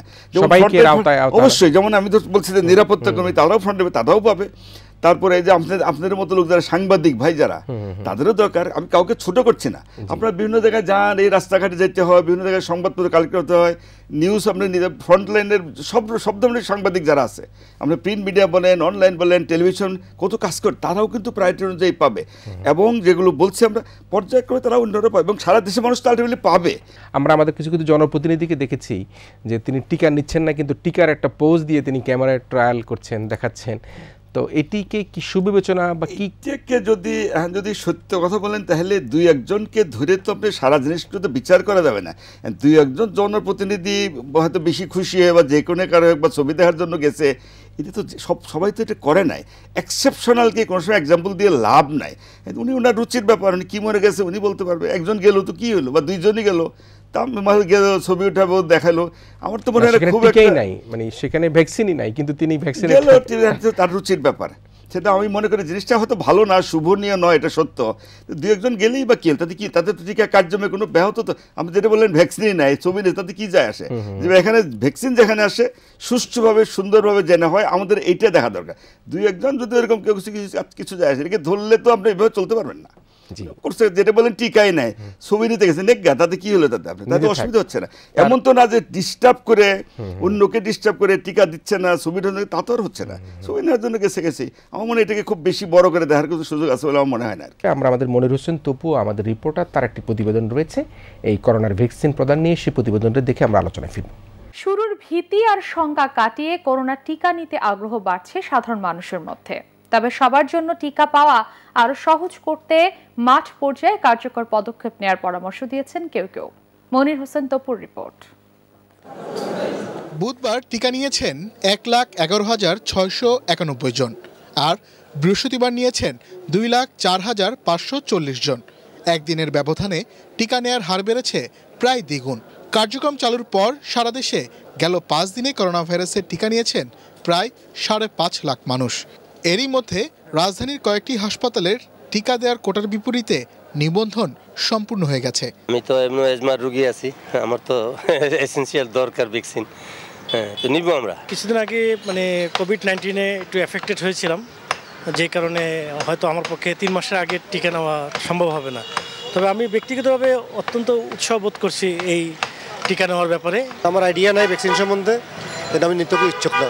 শুরুতে তেমন সাড়া না পাওয়া গেলেও গত কদিনে টিকা নিতে নিবন্ধনকারীদের সংখ্যা বাড়ছে উল্লেখযোগ্য হারে।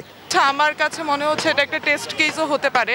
নর্মাল যেটা হয় যে থার্ড ওয়ার্ল্ড কান্ট্রির কাছে একটা টেস্ট কেস হিসেবেও বিভিন্ন ভ্যাকসিন করা হয়। আমি যাদের চিনি বা যারা অলরেডি আমাদের শিক্ষকরা অনেকে নেওয়া শুরু করেছেন এবং তারা বলছেন যে এটার কোনো পার্শ্ব প্রতিক্রিয়া হচ্ছে না। টিকার জন্য স্পট রেজিস্ট্রেশন বন্ধ, আবেদন করতে হবে অনলাইনে। এতে নানা ধরনের ভোগান্তিতে পড়তে হচ্ছে আগ্রহীদের। আমরা তো ভাগে পাই না, টিকা যে কেমনি নেবো এটা তো আমরা কইতে পারি না। নিজে থেকে করে আসতে হবে, এটা অনলাইনে কিভাবে করে মোবাইল, এটা তো আমরা জানি না। ভ্যাকসিন নিবার ইচ্ছা আছে কিন্তু ভ্যাকসিন নিবার পদ্ধতি জানি না। সরকার এই ব্যাপারে আরো মানে সুন্দর পদক্ষেপ নিয়ে যাতে সবাই এই সুযোগটা নিতে পারে সেদিকে দৃষ্টি রাখবে। সাধারণ মানুষদের অনেকের মতে শুরুতে টিকার পার্শ্ব প্রতিক্রিয়া নিয়ে যে ভীতি ছিল তা অনেকটাই কেটে গেছে। বাংলাদেশে করোনার সংক্রমণ অনেকটাই নিয়ন্ত্রণে। এরই মধ্যে সারা দেশে একযোগে দেওয়া হচ্ছে করোনার ভ্যাকসিন। মানুষের আগ্রহ বাড়ছে। এটি সম্ভব হয়েছে প্রধানমন্ত্রী শেখ হাসিনার যুগোপযোগী সিদ্ধান্তের কারণে। তবে অক্ষর জ্ঞান না জানা মানুষ যেন এই টিকা নিতে পারেন সেজন্য নিবন্ধন প্রক্রিয়া আরও সহজ করার দাবি সাধারণ মানুষের। মনির হোসেন তপু, ATN বাংলা, ঢাকা। আমরা মনির হোসেন তপু রিপোর্টটি দেখলাম এবং সেখানে পুরো রিপোর্টের বিশ্লেষণ আমরা যেটা দেখলাম সেটা হচ্ছে প্রফেসর মোহাম্মদ শহীদুল্লাহ শিকদার। তিনি যেটি বললেন তপু, সেটি আসলে নিম্নআয়ের মানুষগুলো কিন্তু এখনও এই টিকা গ্রহণ প্রক্রিয়ার মধ্যে অন্তর্ভুক্ত হচ্ছে না। একজন রিক্সা পুলার তিনি বলেন কেমনে নিতে হয় আমি সেটা জানি না। তো আসলে আমাদের তো আসলে ইউনিয়ন পরিষদ কেন্দ্র থেকে আরম্ভ করে সব জায়গায় এই স্বাস্থ্যসেবার সুযোগ রয়েছে। তারপরেও এই বিষয়টাকে আমাদের সকলকে অন্ততপক্ষে আপনারা যেটা বলেন আমরা সেখান থেকে জানতে পারি, অন্ততপক্ষে 80% মানুষকে যদি আমরা টিকার আওতায় নিয়ে আসতে পারি তাহলে আমরা আমাদের যে লক্ষ্য এই করোনা প্রতিরোধ সেটা আমরা পৌঁছাতে পারি না। তো এই যে নিম্নআয়ের মানুষ, বাড়া খেটে খাওয়া মানুষ, তাদেরকে আমরা অন্তর্ভুক্ত করবার ক্ষেত্রে আমাদের আর কি কি চ্যালেঞ্জ হতে পারে, আমাদের কি করা দরকার? যেটি তারা বললো আমাদের স্মার্টফোন নাই, অনলাইন নাই, কিন্তু সরকার তো সেই সুবিধা দিয়ে রেখেছে। আপনি কীভাবে দেখছেন বিষয়টাকে? আনডাউটেডলি আমাদের উচিত খেটে খাওয়া মানুষদেরকে, নিম্নআয়ের মানুষদেরকে, বিভিন্ন পেশা শ্রেণীর মানুষকে, বিভিন্ন বয়সের মানুষকে আমাদেরকে নিয়ে আসতে হবে। কারণ এটি নিয়ে আসতে হবে দুটো কারণে। একটা তো হার্ড ইমিউনিটি তৈরি করতে হলে সমাজের 80% মানুষকে আমাদের আইদার টিকা দেওয়ার মাধ্যমে অথবা রোগী হয়ে তার ইমিউনিটি তৈরি হতে হবে। আমরা তো রোগীর সংখ্যা বাড়াতে চাই না, আমরা বাড়াতে চাই টিকাদানের মাধ্যমে অ্যাক্টিভ ইমিউনিটি তৈরি করি। তো সেইখানে আপনাকে অবশ্যই সেটি করতে হবে। কথাটা হলো যে মাননীয় প্রধানমন্ত্রী বঙ্গবন্ধু কন্যা শেখ হাসিনা কিন্তু বিনামূল্যে সকলের জন্য টিকা এনশিওর করেছেন। আপনি বিশ্বাস করেন আজকে যদি টিকাটা কেউ $100 করেও বিক্রি করতে চায় তাহলে কিন্তু বিক্রি করতে পারবে, কিন্তু সেটি কোনো দামাদামি করার সুযোগ নেই। বাংলাদেশের মানুষকে সম্পূর্ণ বিনামূল্যে দেওয়া হচ্ছে, প্রথম টাকার অঙ্ক। সুতরাং একজন রিক্সাওয়ালাও পেতে পারে, একজন জাস্টিসও পেতে পারে, একজন কোটিপতি পেতে পারে, কোনো সমস্যা নেই, সবার জন্যই বিনামূল্যে। অধিকারও কিন্তু সকলের সমান, মনে রাখতে হবে। রিক্সাওয়ালার যেরকম, একজন কৃষকের যেরকম, একজন বিচারপতি বা একজন চিকিৎসকের কিন্তু সমান, তার চেয়ে বেশি নয় কারো অধিকার। এখন কথা হলো যেটি আব্দুল ভাই বললেন যে কিছু প্রায়োরিটি কেস তৈরি করা হয়েছে, যে যারা ফ্রন্টলাইনার, যারা বেশি এক্সপোজড হওয়ার সম্ভাবনা আছে, চিকিৎসক বা স্বাস্থ্যকর্মী বা অন্য আইন শৃঙ্খলা রক্ষার সাথে সাংবাদিক সহ এরকম যারা, বা অফিস আদালতে যারা কাজ করেন, যারা বেশি ফ্রিকোয়েন্টলি যারা এক্সপোজড হওয়ার সম্ভাবনা আছে, তারা নেবেন প্রথম দিকে, কোনো সন্দেহ নেই। কিন্তু আমাদেরকে আরও আরেকটা কারণে কিন্তু সকল শ্রেণী পেশার মানুষকে আনতে হবে। সেটা হলো যে আমাকে দেখতে হবে যে কৃষকের কেমন ইমিউনিটি তৈরি হয়, আমার রিক্সা পুলারের কেমন ইমিউনিটি তৈরি হয়, আমাকে কিন্তু সেটিও দেখতে হবে। কাজে এটি বৈজ্ঞানিক কারণেও জানতে হবে।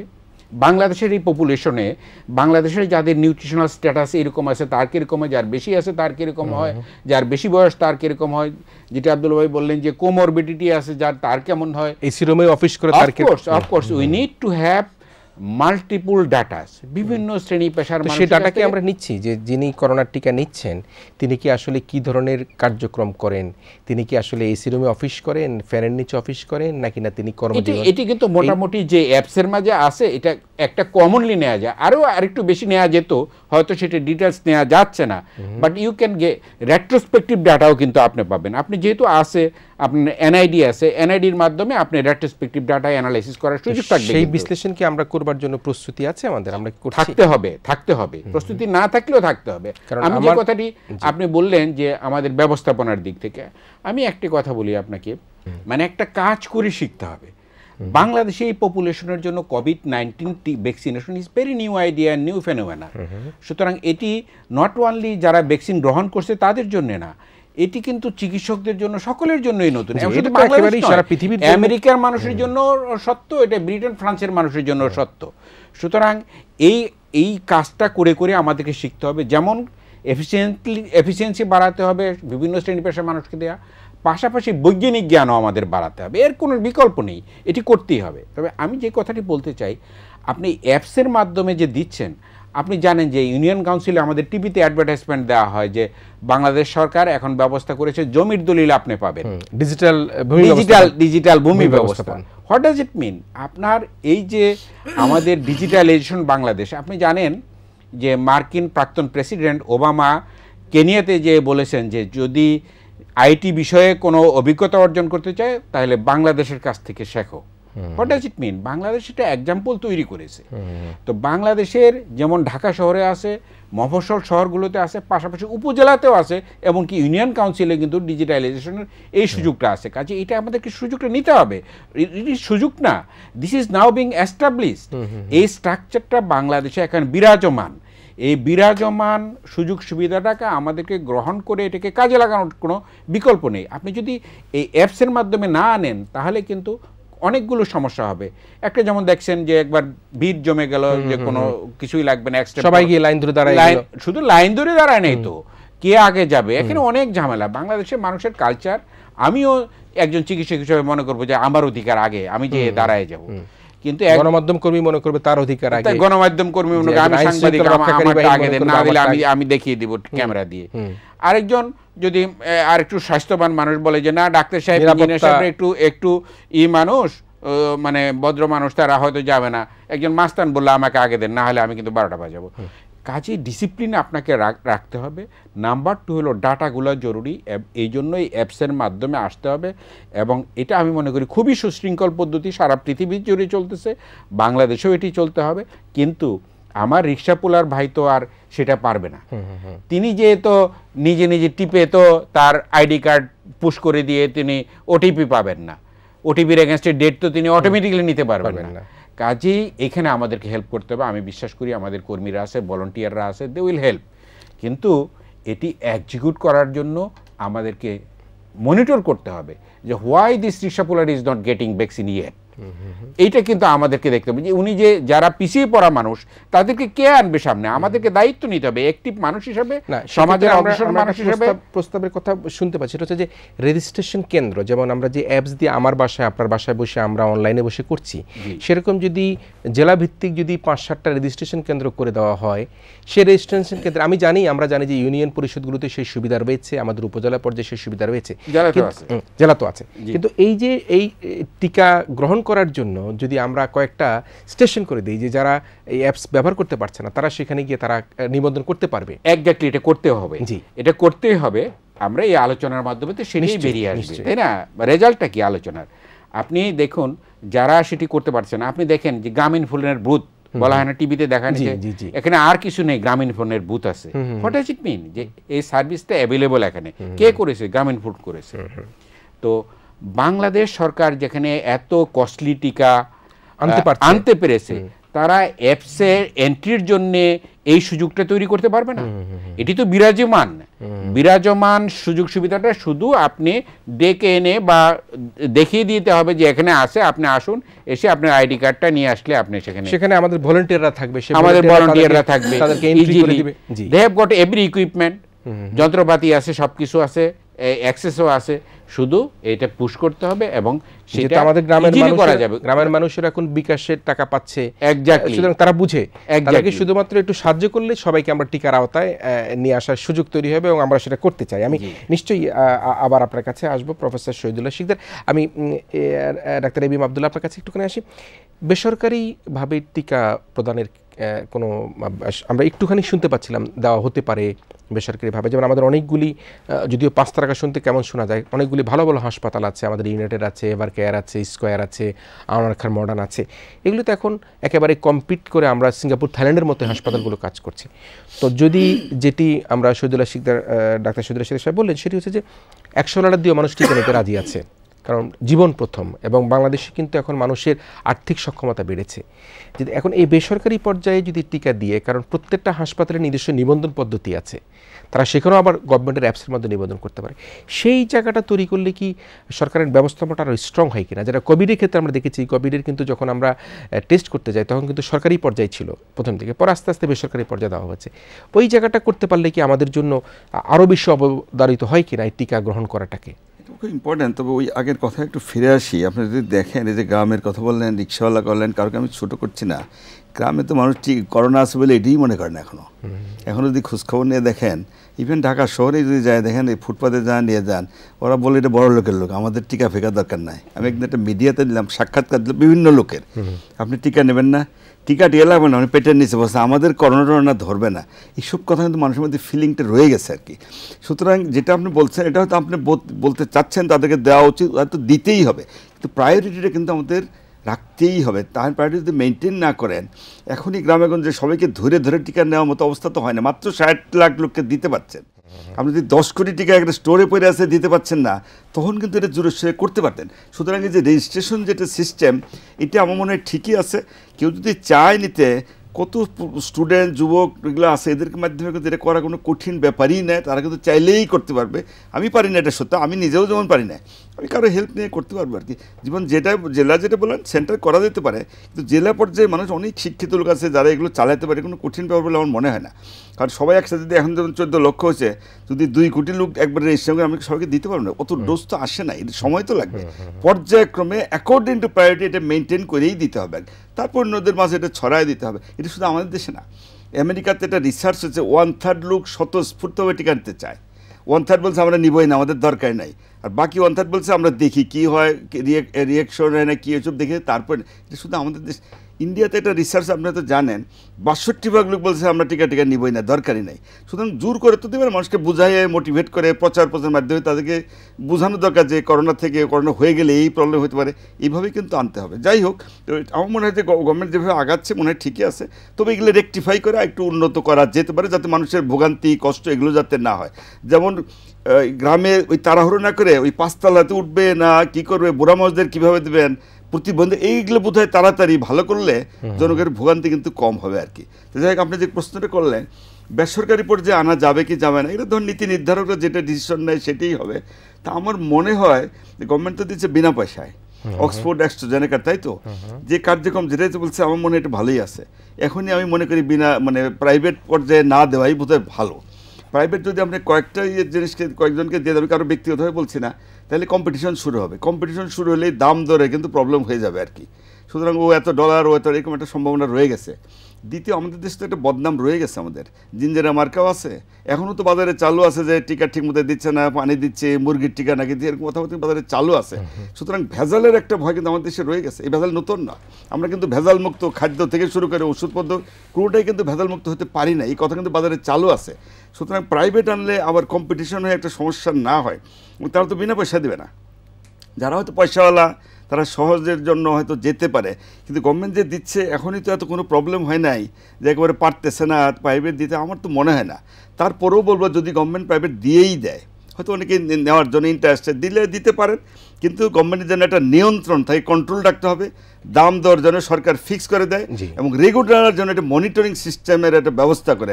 আমাদের ড্রাগ অ্যাডমিনিস্ট্রেশন আছে বা প্রশাসন যে কোনো চাইলে কিন্তু পারে, এক যদি ঢালাও দিয়ে রাখে তাহলে কিন্তু ঝুঁকি রয়ে গেছে, এটা কিন্তু খেয়াল রাখতে হবে। অলরেডি মানুষের মধ্যে একটা ভয় ঢুকে গেছে, এবং তো আমাদের তো একটা বদনাম টদনাম বিভিন্নভাবে তো আছে, কেনাকাটা নিয়ে কত রকমের বদনাম তো আমাদের হয়ে গেছে। করোনার পরে আরও কত অনেক কিছু ওপেন হয়ে গেছে, উন্মুক্ত হয়ে গেছে, এটা তো সত্য। আবার যেন আমরা কোনো বদনামের ভাগই না হয়, কারণ গভর্নমেন্ট যে পর্যায়ে আছে আমার তো মনে ভালোই চলছে, এইভাবে চলতে থাকা পড়তো। ফিউচারে যদি ওরকম লোড বেশি করে আনতেই হয় আনতে পারে, কিন্তু আমি যে কথাগুলো বললাম গভর্নমেন্ট যেন নিয়ন্ত্রণে থাকে, দাম দর যেন নিয়ন্ত্রণ, এবং ভেজাল হোক না হোক এগুলোর জন্য মনিটরিং সিস্টেমটা জোরদার করার পরে কঠিন মনিটরিং করতে হবে এখানে, কঠিন মনিটরিং করতে, যেন কোনো ভেজাল অ্যাডাল্টারেশন যাই বল, কারণ আমাদের জিঞ্জেরা মেটের অবস্থা আমরা তৈরি করি না, মানুষের মধ্যে এই কথা কিন্তু প্রচলিত আছে। আমাদের নকল ভেজাল ওষুধ তো সর্বত্র রয়ে গেছে এই কাজটার জন্য, কারণ ফলমূলের মধ্যে তো আমরা ফরমালিন দিয়ে রাখছি, শাকসবজি কিন্তু পচেই না, মাছ পচে না কোনোদিন, সব ফরমালিন দিয়ে রাখছেন। এখন যদি আল্লাহ না করে এর মধ্যে আবার এটা ঢুকে, তাহলে কিন্তু আমরা ঝুঁকির মধ্যে। এই ব্যাপারটা যেন, আমি কারো বিরোধিতা করছি না, কিন্তু এই ব্যাপারটা নজরদারি ঠিক রেখে যদি প্রাইভেট দিতে চান দিতে পারে, ভালো হোক, সেটা যদি করতে চান। একটা বিষয় সেটি হচ্ছে যে আমরা যেমন আমাদের ইনসেপ্টা রয়েছে, আমাদের বেক্সিমকো রয়েছে, আমাদের কিন্তু অনেকগুলি ওষুধ কোম্পানি রয়েছে, আমরা বাংলাদেশ থেকে প্রচুর পরিমাণে ওষুধ বিদেশে রপ্তানি করি, আমাদের কিন্তু ওষুধ রপ্তানিটা দিনে দিনে কিন্তু বৃদ্ধি পাচ্ছে। আমাদের অনেকগুলি প্ল্যান্টও রয়েছে 2টি ওষুধ কোম্পানির বা আরও কয়েকটি ওষুধ কোম্পানি। সেক্ষেত্রে দেশীয় প্রযুক্তি প্রযুক্তি মানে সেই প্রযুক্তির ফ্র্যাঞ্চাইজ ব্যবহার করে বাংলাদেশে সেই টিকা তৈরি করা যায় কিনা, ভ্যাকসিন তৈরি করা যায় না। আর অন্যদিকে আমাদের লোকাল যে কোম্পানি বায়োটেক, যেটা গ্লোব বায়োটেকের যে টিকার প্রস্তুতি আমরা দেখছিলাম, এই দুইটা, একটা হচ্ছে যে আমাদের নিজস্বভাবে আমরা ফ্র্যাঞ্চাইজি তৈরি করা যায় কিনা, গ্লোব বায়োটেকের অবস্থাটা কীভাবে দেখছেন? আসলে এই পয়েন্টটাও ভালো পয়েন্ট আপনি মানে উত্থাপন করলেন আর কি। আমি মনে করি যে যেমন বেসরকারি পর্যায়ে আমদানির চেয়ে যদি দেশে তৈরি কোনো ব্যবস্থা করা যায়, যেমন গ্লোব বায়োটেক তা কিন্তু ফাইনাল ট্রায়ালে আছে, আমার তো মনে হয় এটা এনকারেজ করা উচিত। যদি গ্লোবটা রিয়েলি ভালো হয় তাহলে তো আমাদের জন্য তো একটা বিশাল সুন্দর জিনিস হবে, দেশে তৈরি হবে, শুধু আমাদের দেশের চাহিদা মিটিয়ে তারা কিন্তু ইচ্ছা করলে বাইরেও রপ্তানি করতে পারবে। কারণ টিকা উৎপাদন কিন্তু খুব কঠিন ব্যাপার তা কিন্তু না, কিন্তু ওই ম্যাটেরিয়াল বলেন, টেকনোলজি বলেন, যেগুলো আমাদের মধ্যে আনা যায়, আমার মনে হয় এই ব্যাপারে একটা উদ্যোগ বোধ নেওয়া যেতে পারে। যেমন গ্লোব বায়োটেক তারা কিন্তু অলরেডি ফাইনাল স্টেজে চলে আসছে, আমি তাদেরকে স্বাগত জানাচ্ছি। এটা আমি মনে করি এটা যুগান্তকারী পদক্ষেপ। আমাদের মতো দেশ তারা ভ্যাকসিন প্রায় তৈরি দ্বার প্রান্তে কিন্তু চলে আসছে। আরও দু একটা কোম্পানির কথা বললেন, আমার মনে হয় তাদেরকে সুযোগ যদি দেওয়া যায় মনে হয় তারা কিন্তু তৈরি করতে পারবে। কিন্তু ওই ব্যাপারে একই কথা বলতে হবে, আমাদের দেশে উৎপাদনের ব্যবস্থা করলে ভালো হয়, টেকনোলজিটা যদি আনা যায় চেষ্টা করা যেতে পারে, কিন্তু সেখানেও যেন মনিটরিংয়ের সিস্টেমটা থাকে। কারণ আমাদের দেশে যেই তৈরি করুক যেন জিনিসটা সুন্দর ভালো হয়, মানুষের জন্য আস্থা অর্জন করতে পারে। কারণ ইন্ডিয়ান এই ভ্যাকসিন এটা নিয়েও কিন্তু অনেক কথাবার্তা চলছে। যেমন অনেকে কিন্তু এখনও বিভ্রান্তিতে ভোগেন যে আমাদের দেশে যে টিকাটা দিচ্ছে এটা কিন্তু ইন্ডিয়ান টিকা, ওইটা দিয়ে মানুষের মধ্যে একটা নেগেটিভ অ্যাটিটিউড কিন্তু গ্রো করছিল শুরুতেই। আসলে কিন্তু ইন্ডিয়ান টিকা না, ইন্ডিয়ান গরু খাওয়া যাবে কিন্তু টিকা নেওয়া যাবে না। যাই হোক, কিন্তু ইন্ডিয়ার যে কোভ্যাক্স এটা কিন্তু ফাইনালটা আমাদের দেশে ওটা দিচ্ছে না। আমাদের দেশের এটা ইন্ডিয়ান না, এটা আসলে ওই ইয়ারই মানে অক্সফোর্ডেরই টিকা, সিরাম ইনস্টিটিউটের মাধ্যমে মেটেরিয়াল টেকনোলজি ওদের পরীক্ষা সব কিন্তু তারাই করছে, শুধু এটা তৈরি করে দিচ্ছে। সিরাম ইনস্টিটিউটও কিন্তু খারাপ না, এটা ওয়ার্ল্ডের মধ্যে 60% টিকা কিন্তু তারা সাপ্লাই দেয় ওয়ার্ল্ডের, এবং তারা কিন্তু একটা সুন্দর তার একটা সুনাম কিন্তু রয়ে গেছে। কিন্তু মানুষ মনে করছে যে এই টিকাটা বোধহয় ইন্ডিয়ার তৈরি, ইন্ডিয়ান টিকা, আসলে সেটা সত্য নয়। সুতরাং আমাদের দেশেও ওইভাবে করা যেতে পারে, কিন্তু ওই একটা আমি যেটা বলছি কন্ট্রোল রেখে, নজরদারি রেখে, মনিটরিং সিস্টেম করে, বরং তাদেরকে কিন্তু এনকারেজ করা উচিত। তাহলে আমাদের দেশের জন্য অত্যন্ত ভালো হবে, কষ্ট হবে, মানুষ সহজে পাবে, এবং ইচ্ছা করলে আমরা পৃথিবীর অনেক দেশকে আমরা হয়তো হেল্পও করতে পারবো। এইটা বোধহয় এনকারেজ করা যেতে পারে, করা উচিত বলে আমি মনে করি, এটাও করা উচিত। আমি আপনার কাছে একটুখানি আসি যে আমি গত কয়েকদিন আগে একটা টেলিভিশনে দেখেছি, আমাদের ওষুধ প্রস্তুতকারীর অন্যতম উদ্যোক্তা সালমান এফ রহমান সাহেব, তিনি বলেছেন, একটা টক শোতে আলোচনায় দেখেছি, তিনি বলেছেন যে বাংলাদেশে আমরা যে প্যারাসিটামল বিক্রি করি আমরা কিন্তু কস্ট প্রাইসে কিন্তু আমাদের বিক্রি করতে হচ্ছে, এবং তারা যখন ওষুধ প্রশাসনের পক্ষ থেকে সিদ্ধান্ত নেয় তখন বলেছেন অন্ততপক্ষে এটা যেহেতু সাধারণ মানুষের একটা ওষুধ, আমরা এই ওষুধে লাভ করব না, প্রয়োজনে আমরা অন্য কোনো ওষুধ দিয়ে আমাদের যে খরচটা সেটা পুষিয়ে নেব। এবং আমরা প্রত্যেকেই জানি বাংলাদেশের একটা প্যারাসিটামলের দাম কত, আর সিঙ্গাপুর, থাইল্যান্ডে আমরা কত দিয়ে কিনি, আমরা কিন্তু সেই জায়গাটাই বিচার বিবেচনা। কিন্তু যেটি প্রফেসর আব্দুল্লাহ বললেন, আমাদের যদি ইনসেপ্টা, বেক্সিমকো, ইউনি হেলথ এরা যদি নিয়ে আসে নিশ্চয়ই আমাদের জন্য উপকার হবে। তো সেই অবস্থার প্রেক্ষাপটে এই যে টিকা এখন সিরাম ইনস্টিটিউট করছে, আমরা আনার ক্ষেত্রে কোনো চ্যালেঞ্জ আছে কিনা, যেটি হয়তো বা আমাদের মানের একটা বিষয় থাকতে পারে, আবার দামের বিষয় থাকতে পারে, কোয়ালিটির বিষয় থাকতে পারে, আপনি কোনো চ্যালেঞ্জ দেখেন কিনা? চ্যালেঞ্জ বলতে আসলে বাংলাদেশের তো এফিসিয়েন্সি আছে। আপনি জানেন যে অ্যান্টিবায়োটিক সহ অনেক ঔষধ ইউরোপ, আমেরিকাতে বাংলাদেশ রপ্তানি করে বেশ কয়েকটি কোম্পানি। আমি কোম্পানির নাম বলছি না, কিন্তু ওরা খুব কোয়ালিটি প্রোডাক্ট তৈরি করে বাইরে রপ্তানি করে। এই ইকুইপমেন্টও বাংলাদেশে আছে, এবং ম্যান পাওয়ার আছে, টেকনোলজিও আছে। কিন্তু করোনা ভ্যাকসিনের যে কোয়ালিটি মেনটেন করতে হবে, তার যে টেকনোলজি, তার যে র ম্যাটেরিয়াল, এটি কিন্তু অ্যাবসলিউটলি প্যারেন্ট কোম্পানির, অর্থাৎ যারা অ্যাস্ট্রাজেনিকা তৈরি করেছে তাদের। আনলেস অ্যাস্ট্রাজেনিকা আপনাকে না দিয়েছে, কেউ অ্যাস্ট্রাজেনিকার প্রোডাক্ট এখানে তৈরি করতে পারবে না। ঠিক এরকমই ফাইজারেরটাও পারবে না, মডার্নাটাও পারবে না। কাজেই বাংলাদেশ যদি নিজস্ব উদ্ভাবনীর মাধ্যমে তৈরি করতে পারে, দিস ইজ গুড। তো সেইখানে চ্যালেঞ্জের কিছু নেই তা নয়। আমি সেরাম ইনস্টিটিউট ভিজিট করেছি পুনেতে, যেটি মানে মহারাষ্ট্রে, বিশাল বড় স্থাপনা, যেটি আব্দুল্লাহ ভাই বলেন 60%।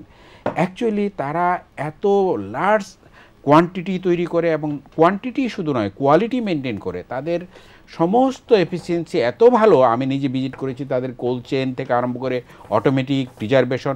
সবচেয়ে বড় কথা কি, ভ্যাকসিন তৈরি করার সময় কিন্তু কন্টামিনেটেড হতে পারে যে কোনো মানুষ, সেই কারণে সেখানে এ ধরনের কাজগুলোর থেকে খুবই সাবধান থাকতে হবে। তো বাংলাদেশ এ ধরনের টেকনোলজিক্যাল কিছু কিছু চ্যালেঞ্জ তো আছেই, আমি বিশ্বাস করি সেটিও ওভারকাম করা সম্ভব। বাংলাদেশ তো অনেক কিছু করতেছে এখন। সুতরাং এই চ্যালেঞ্জটা থাকার পরেও বাংলাদেশ তৈরি করতে পারবে, আমি সে আশাবাদী। কিন্তু কথাটা হলো যে ধরেন আপনি যেটি বললেন যে বাংলাদেশে এই যে মানুষ প্যারাসিটামলের দাম, এর দাম, আসলে করোনা ভ্যাকসিন নিয়ে প্রথম থেকে যারা ফিলান্থ্রপিস্ট, এটি বিল গেটস থেকে আরম্ভ করে যারা ফান্ডিং করেছে, ফোর্ড ফাউন্ডেশন থেকে আরম্ভ করে অনেকেই বলেছে যে করোনা ভ্যাকসিন নিয়ে কোনো ব্যবসা করা যাবে না। এটি শুধু বাংলাদেশে নয়, আমেরিকাতেও ব্যবসা করা ঠিক হবে না, আর আফ্রিকাতে বা এশিয়ার অন্যান্য দেশে তো নয়। সুতরাং এটি ডব্লিউএইচও সবসময় বলে আসতেছে। এই জিনিসটা বৈশ্বিক বিষয়। সারা পৃথিবীতে করোনার এই সংক্রামককে যদি আপনি রোধ করতে চান তাহলে 80% মানুষকে যে ভ্যাকসিনেট করতে হবে, এটি দরকার পড়লে যারা ধনী দেশ তারা পারচেস করে কিনে, কোম্পানির কাছ থেকে কিনে, তাদেরকে সেটি যারা পারচেস করতে পারবে না সেটাকে রপ্তানি করতে হবে। এটি তার নিজের প্রয়োজনেও করতে হবে, এটি ইউরোপ আমেরিকার প্রয়োজনেই করতে হবে, এশিয়া আফ্রিকাতে পাঠাতে হবে। সুতরাং এটি বাংলাদেশ যদি উৎপাদনও করে, আমি মনে করি যে কোনো প্রাইভেট কোম্পানি যদি তৈরি করে, এটি মানে ব্যবসায়িক কমোডিটি হিসাবে কিন্তু আনার কোনো পারমিশন কাউকেই দেওয়া উচিত হবে না। এটিকে দিতে হবে অ্যাবসলিউটলি কল্যাণধর্মী প্রয়োজনীয় ওয়ার্ল্ড হিউম্যান কমিউনিটির জন্যে, বিশ্ব মানব সমাজের জন্যে এটি সার্ভাইভেলের কোশ্চেন, বেঁচে থাকার প্রশ্ন। সুতরাং এই বেঁচে থাকার প্রশ্নে আপনাকে, যেমন আপনার কোনো ওয়ার হলে জাতিসংঘ বসে এসে অর্থ সংগ্রহ করে, যে অর্থ সংগ্রহ করে, অ্যামেন্ডমেন্ট, এম্বার্গো দেয়, নানা ধরনের ব্যারিয়ার তৈরি করে, ঠিক তেমনি এবং ইনসেন্টিভ দেয় কোনো দেশকে।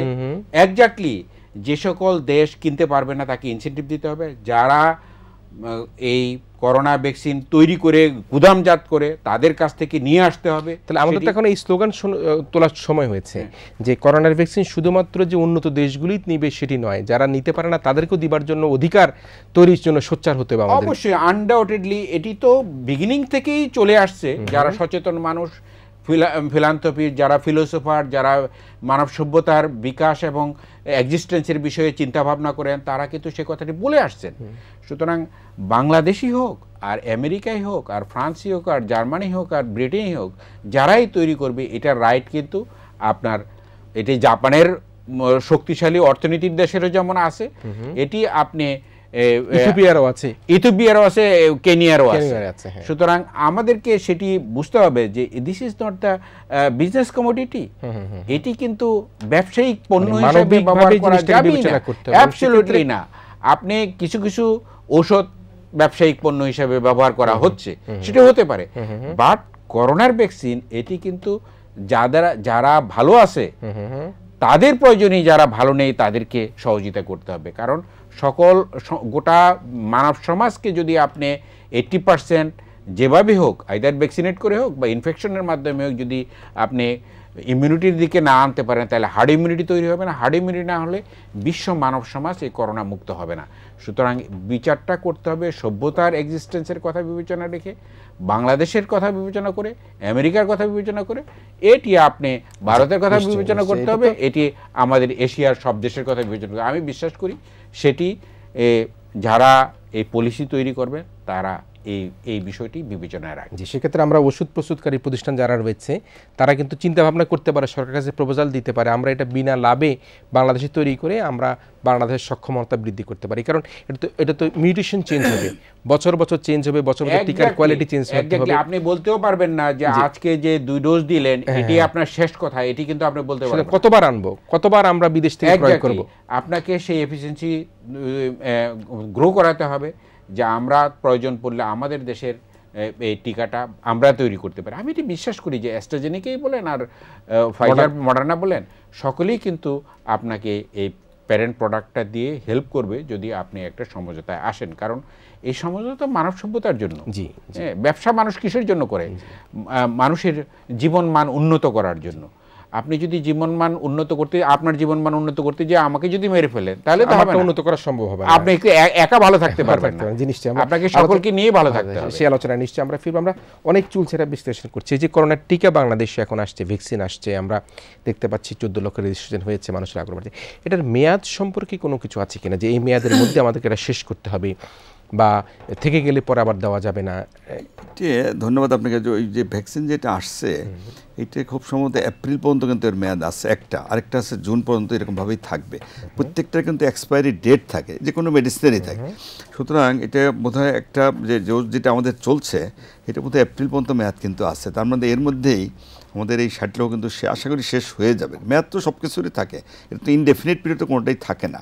তবে যদি কোল্ড চেইন মেনটেন করা, এটা কিন্তু সবচেয়ে জরুরি। যদিও এই যে এই অক্সফোর্ডের কিন্তু এটা সহজ, 2 থেকে 8 দিন নর্মাল ফ্রিজে রাখা যায়, সেই জন্য প্রত্যন্ত অঞ্চলে এটা নেওয়া সহজ, উপজেলা জেলা সহজ। সুতরাং এটা মেয়াদ তো অবশ্যই আছে। প্রত্যেকটা ওষুধের কোম্পানি যে কোনো ট্যাবলেটও কিন্তু একটা এক্সপায়ারি ডেট থাকে। এটা হচ্ছে এপ্রিল পর্যন্ত, এটা হচ্ছে জুন পর্যন্ত, তার মধ্যেই আমাদের এই টিকাগুলি দেওয়া নিতে হবে। তারপর তো নেক্সট চালান একটা থাকবে, সেই কারণে ওইভাবেই হবে আর কি, সেই ধারাবাহিকভাবে আমরা সেইভাবে কিন্তু ওইভাবে শেষ। যেমন 14 লক্ষ হয়ে গেছে, আমার তো মানে আগামী 2-1 সপ্তাহের মধ্যে দেখবেন যে সব হয়েই যাবে। এখন তো আপাতত 50 লক্ষ তো গভর্নমেন্ট কিনে আনছে, আর 20 লক্ষ উপহার মানে ওখানে 10 লক্ষ পাবে, অর্থাৎ আপাতত 60 লক্ষ লোককে কিন্তু দেওয়া যাবে ফার্স্ট ডোজ। তাদেরকে কিন্তু আবার সেকেন্ড ডোজ দিতে হবে, কারণ এটা দিয়ে আবার যেন মিস না হয়। এবং 12 সপ্তাহের মধ্যে, যদিও শুরুতে বলছিল 8 সপ্তাহ পরে, কিন্তু কয়েকদিন আগেও আপনি জানেন মিনিস্ট্রি থেকে বলা হয়েছিল 4 সপ্তাহ পরে, কিন্তু এটা মডিফাই করছে। WHO কিন্তু তারা স্টেটমেন্ট দিছে যে 12 সপ্তাহের পরে দিলে দেখা যায় যে তাদের অ্যান্টিবডি ডেভেলপমেন্টটা আরও সুন্দর হয়। সুতরাং আমাদের কিন্তু এটা ওই জন্যই অ্যাপসেট সিস্টেম ঘুরে ঘুরে একটা, তার কিন্তু সব কিছু ডকুমেন্ট রাখা হচ্ছে, তার নাম, এজ, আইডি নাম্বার, টেলিফোন সব কিছু, এবং তার আজকে নিলেও নেক্সট ডোজটা কবে তা কিন্তু মেসেজ করে জানাই দেওয়া হবে। এটা কিন্তু খুবই ইম্পর্টেন্ট, কারণ সেকেন্ড ডোজটা মিস করলো, এত কষ্ট করে নেয়, তাহলে তো লাভ হলো না। এই ব্যাপারে কিন্তু যথেষ্ট সচেতন। যিনি টিকা নিয়েছেন তাকে মনে রাখতে হবে, তার যেদিন ডোজ দিয়েছে অলরেডি গভর্নমেন্টের কাছে ডাটাও থাকবে, সে তো পরবর্তীতে আবার করতে হবে না, রেজিস্ট্রেশন করতে হবে না, একটা রেজিস্ট্রেশন হয়ে যাবে, ডেটটা দিয়ে দেওয়া হবে, মেসেজ দেওয়া হয়। একটা রেজিস্ট্রেশন করে সে 2টা টিকা নিতে পারে, টিকা পেয়ে যাবে আর কি। একবার করলে দ্বিতীয়বার করা যেতে পারে। এখন পর্যন্ত এই নিয়মটা কিন্তু রয়ে গেছে, আশা করি লাগবে না। পরে কি হবে দেখা যায়, এই জন্য কিন্তু ডাটাগুলো রাখা হচ্ছে, স্টাডির জন্য, রিসার্চের জন্য, তার মধ্যে কতটুকু অ্যান্টিবডি ডেভেলপ করলো, এবং তাকে একটা বন্ড দিতে আপনি জানেন। শুধু তাই না, তার যে পার্শ্ব প্রতিক্রিয়া হয় সেটা কিন্তু মনিটর করা হয়, তা কিন্তু বলে দেওয়া হয়। টিকা দিয়েও তো তাকে আধা ঘন্টা ওখানে রেখে দেওয়া হয়, কোনো ইমিডিয়েট কিছু হয় কিনা। তো যদি না হয় তো ওরা সে চলে যায়, মেজরিটি কিছু হচ্ছে না। কারো করে আমরা খবর পাচ্ছি একটু জ্বর, শরীর ব্যথা, যেগুলো নর্মাল টিকাতে মানে সাধারণ ব্যাপার। সুতরাং এটা তো বলা হয় যে জ্বর হলে নাকি, শরীর ব্যথা হলে নাকি তার ইমিউনিটি গ্রো করছে, এই পারসেপশনটা এটা মানুষের ধারণা। কিন্তু কথা হলে টিকার যে কোনো টিকার পার্শ্ব প্রতিক্রিয়া হিসেবে এগুলো হতে পারে, এমন পিওরলি টেম্পারেট, 2 থেকে 3 দিনের বেশি থাকে না। কারণ যদি জ্বর ব্যথা বেশি করে, সিম্পলি একটা দূরে প্যারাসিটামল ট্যাবলেট খেলেই কিন্তু এটা হয়ে যাবে আর কি। ভয় থাকে, কারো করে একটা অ্যালার্জিক রিয়েকশন হয়, সেগুলো অ্যান্টিহিস্টামিন দিলেই ভালো হয়। কারো করে যে অ্যানাফাইলেক্সিস বলে, এটা একটা সিরিয়াস জটিলতা, কিন্তু এখন পর্যন্ত কিন্তু ওইরকম কোনো কমপ্লেন আমরা শুনি, শুধু আমাদের দেশে না, পৃথিবীর বিভিন্ন দেশে অক্সফোর্ডের টিকা তো দিচ্ছে, ইউকের মতো দেশে দিচ্ছে, অন্যান্য দেশে দিচ্ছে, সেখানে কিন্তু এরকম হচ্ছে না এখনও কোনো খবর। কিন্তু খুলে যে মিডিয়ার যে অবস্থা, তারা কিন্তু ঠিকই বের করে ফেলতো, প্রচার কিন্তু হয়ে যেত, কেউ যদি মারা যেত তা কিন্তু হয়ে যেত। শুধু তাই না, আগে যেগুলো প্রচারে মানে মিডিয়াতে যেগুলো আসছে, ওই নরওয়েতে 30 জন মারা গেছে ভ্যাকসিন নিয়ে, পর্তুগালে মারা গেছে, ইন্ডিয়ায় মারা গেছে, পরে দেখা গেলো দেখলে কিন্তু ভ্যাকসিনের জন্য না, ওই বয়স্ক লোক অন্য রোগে তারা ভুগছেন, ইনসিডেন্টালি হয়তো টিকাটা তার পড়ে গেছে, তো দেখা গেলো যে আসলে টিকার জন্য এটা হয় নাই। সুতরাং এগুলো হয়তো মানুষ তখনই মানুষ কিন্তু বিভ্রান্তর মধ্যে পড়ে গেছিল। এখন দেখা যাচ্ছে তেমন আমাদের দেশে যত অনেকগুলো তো হয়ে গেছে, প্রায় 5 লাখের মতো কিন্তু রোগ হয়ে গেছে দেওয়া, তেমন কোনো জটিল কিন্তু হয় নাই, সবাই কিন্তু ভালো আছে। আমরা একটুখানি প্রফেসর শহীদুল সিদ্দিক আপনার কাছে আসি, যেটি আমরা ইমিউনিটি গ্রো করার কথা বলছি, একটাতেই হবে হয়তো 60%, পরে হবে 100%, আবার বলা হচ্ছে আপনি 2টাই নেন কিন্তু 70-80%-এর বেশি আপনার ইমিউনিটি গ্রো করবে না। এখন যিনি টিকা নিলেন তার ইমিউনিটি গ্রো করেছে কিনা সেটি কিভাবে আমরা দেখব? জি, এটা তো আসলে অ্যান্টিবডি তৈরি হচ্ছে, এটা কিন্তু মাপার জন্য অলরেডি গভর্নমেন্ট এটা এই টিকা দেওয়ার ভ্যাকসিনেশন প্রসেসের মাঝে এটা 1 মাস পরে একটা টাইটার করা হবে, 2 মাস পরে আবার টাইটার করা হবে। মানে প্রত্যেকটা লোকে তো টাইটার করতে পারবে? হ্যাঁ, কোথায় করবে সে? এইটা নির্দিষ্ট হাসপাতালগুলোতে যেখানে দেওয়া হচ্ছে সেখানেই করতে পারবে। অ্যাটলিস্ট উপজেলা না করতে পারেন, বঙ্গবন্ধু মেডিকেল বিশ্ববিদ্যালয় বা ঢাকা মেডিকেল, চিটাগাং বা রাজশাহীতে করা কোনো কঠিন নয়। অ্যান্টিবডি খুবই সোজা, অ্যান্টিবডি টাইটার করা কিন্তু আপনার RT-PCR-এর চাইতে অনেক সোজা। সুতরাং এটা করা কোনো কঠিন কাজ না। শুধু ডায়াবেটিস টেস্টের মতোই নাকি? এক্স্যাক্টলি ডায়াবেটিস টেস্টের মতো না, এটা টাইটার করতে হয় আর কি, যে আপনি কতটুকুন বাড়লো, কি ডাইলুশনে কতটুকুন হলো, এটা দেখা আর কি। তো এটা করা কোনো কঠিন কাজ না। অনুমোদন তো আমরা পেয়েছি আমাদের already this is being done. সেটা শুরু হয়েছে কি কার্যক্রমটা? যেহেতু আপনার 1 মাসও তো হয় নাই, কেউ দেয়ার তো মাসও তো হয় নাই, কিন্তু যারা কোভিড আক্রান্ত হয়েছে তারা কি টাইটার টেস্ট করতে পারবে না? হ্যাঁ, তা করছেও কেউ কোথাও বেসরকারি ভাবে বা হ্যাঁ করতেছে। ওটা একটা জিনিস হলো, গভর্নমেন্ট কিন্তু অলরেডি একটা ডিক্লারেশন তো দিছে 4 উইকস পরে কিন্তু এটা অ্যান্টিবডি টেস্ট করা হবে। এটা মূলত সিরো সার্ভিলেন্স বলে বা রিসার্চ পারপাজে ওইভাবে কিন্তু করা হবে। তো এটা হয়তো গভর্নমেন্ট কিন্তু পারমিশন দিয়েছে। যেমন আমি তো বিভিন্ন সময় বলে আসছি যে অ্যান্টিবডি টেস্ট আমাদের ঢালাও চালু করা উচিত। তাহলে আপনি যদি সব মানুষের করেন তাহলে দেশের কত মানুষ আক্রান্ত এটি দিয়েও কিন্তু বোঝা যাবে। এবং এটা খুব কঠিন ব্যাপার না, 15-20-30 মিনিট লাগবে ম্যাক্সিমাম, কঠিন না কিন্তু, এটা ইজি। যেমন RT-PCR তো সময় লাগে, কিন্তু কোনো সময়ই লাগবে না। সুতরাং যেটা আপনি বলছেন এটা ভয়ের কোনো কারণ নেই, এটি খুব ইজি। এবং আমরা গভর্নমেন্ট করবে রিসার্চ পারপাজে, টাকাও অনেক খরচ। সুতরাং এটি বোধহয় শুরু হয়ে যাবে দ্রুত। এজ এ রিসার্চ পারপাজেও কিন্তু এটা করা হবে এবং সার্ভেলেন্সের জন্য কিন্তু এটা করা হবে। আমরা যারা নিচ্ছে ওইভাবে কিন্তু এখন 4 সপ্তাহ বা 12 সপ্তাহ পরে কিন্তু করা হবে, তার অ্যান্টিবায়োটিকটা কিন্তু বোঝা যাবে আসলে। তবে যেটা বললেন 100% কিন্তু কোনো টিকাতে আজ পর্যন্ত হয় নাই। এটাতে যেটা আছে বিভিন্ন রিসার্চ আছে, ম্যাক্সিমাম কোনো জায়গায় ওই হাফ ডোজ দিয়ে 92% ছিল, আবার ফুল ডোজ দিয়ে একটা হয়েছে, এরকম কিন্তু হচ্ছে। কোনোটা কিন্তু 100%। মডার্নারও না, মডার্নার তো বলছে 95%, ফাইজারও বড় 90-92 এরকম হচ্ছে আর কি। 100টা কোনোটাই কিন্তু হয় নাই। তারপরেও তাহলে একটা বলে রাখি আমি, যেহেতু 100% কোথাও হচ্ছে না, তাহলে আপনি কিন্তু মনে রাখতে, কেউ যেন মনে না করেন টিকা দিছি আমার আর করোনা হবে না, এটা যেন কেউ মনে না করেন। তাই কিন্তু স্বাস্থ্যবিধি মানতেই হবে, টিকা যিনি নেক বা না নেক, বা টিকা এই যে স্বাস্থ্যবিধি যেটা মানার ব্যাপারে কেউ যেন কোনো শৈথিল্য প্রদর্শন না করেন। স্বাস্থ্যবিধি বলতে 3টে কাজ করতে হবে। মাস্ক অবশ্যই কম্পালসরি, টিকা নিলেও পড়বেন। হাত ধোয়ার চর্চা যেন চালু রাখেন বা স্যানিটাইজার ব্যবহার করতে পারেন। এবং যেটা দূরত্ব আমরা বলি শারীরিক দূরত্ব, সামাজিক না, এটা যতটুকু সম্ভব কমপক্ষে 3 ফিট। জনসমাবেশ, ভিড় এড়িয়ে চলা, হাটে ঘাটে, বাজারে, ফুটপাতে, যতটুকু সম্ভব। আমরা জনসমাজে ভিড় এড়িয়ে চললাম, কিন্তু টিকা নিতে গিয়ে আমরা দেখি তো আমাদের রাজনৈতিক নেতৃবৃন্দরা বা আমাদের হয়তো শুরুতে একটু হয়েছে না, এটা হচ্ছে ওপেন করে দেওয়াতে হয়েছে, যে অন দ্য স্পট আইডি দিলেই হতো, যে সেজন্য কিন্তু আপাতত বন্ধ করে। যেমন ঠেলাঠেলি ভিড় হলো, আপনি যদি অনলাইনে আসেন, এই যে আজকেও তো প্রতিবেদন একটা দেখলেন, অনলাইনের নাম রেজিস্ট্রেশন করে আসছে, তার 3-4 মিনিটও লাগে নাই। এইভাবে করে আসলে ওই ভিড়টা কিন্তু এড়ানো সম্ভব আর কি। এটাই করতেই হবে আমাদের। আপনার এই যে ভিড়, এখানে কিন্তু আপনি যদি মাস্ক পরেন তাহলে অনেক সেফলি আপনি এটা ভিড়ের মাঝেও কিন্তু এটা অনেক এড়ানো যাবে কন্টামিনেশন। মাস্ক পরার কারণটাই তো সেটা। আপনি যদি এখান থেকে 6 ফিট বা 7 ফিট দূরে কোনো মানুষ ওপেন থাকেন মাস্ক ছাড়া, তাহলে সরাবে না। আপনি কাছে যাবেন বলেই তো মাস্ক পরা, এয়ারবর্ন ট্রান্সমিশন হতে পারে বলেই তো মাস্ক পরা। সুতরাং মাস্ক পরার এবং দূরত্ব বজায় রেখে আমরা যদি এটা মেনটেন করে চলি, তাহলে করোনার বুথে মানে টিকা দেওয়ার বুথে গেলে কোনো সমস্যা হবে না। এর জন্য ভয়ের কোনো কারণ, সুরক্ষিত হয়ে যদি যায়, ভিড় থাকলে হয়তো কোনো সমস্যা হওয়ার কারণ সাধারণভাবে হবে না। সাধারণভাবে হবে না। আপনি 1000টা প্রিকশনের পরে তো কারো হয়ে যাচ্ছে, দিস ইজ অ্যানাদার কোশ্চেন। এবং হচ্ছে কোন জায়গা থেকে, হয়তো ওই জায়গা থেকে হয় নাই।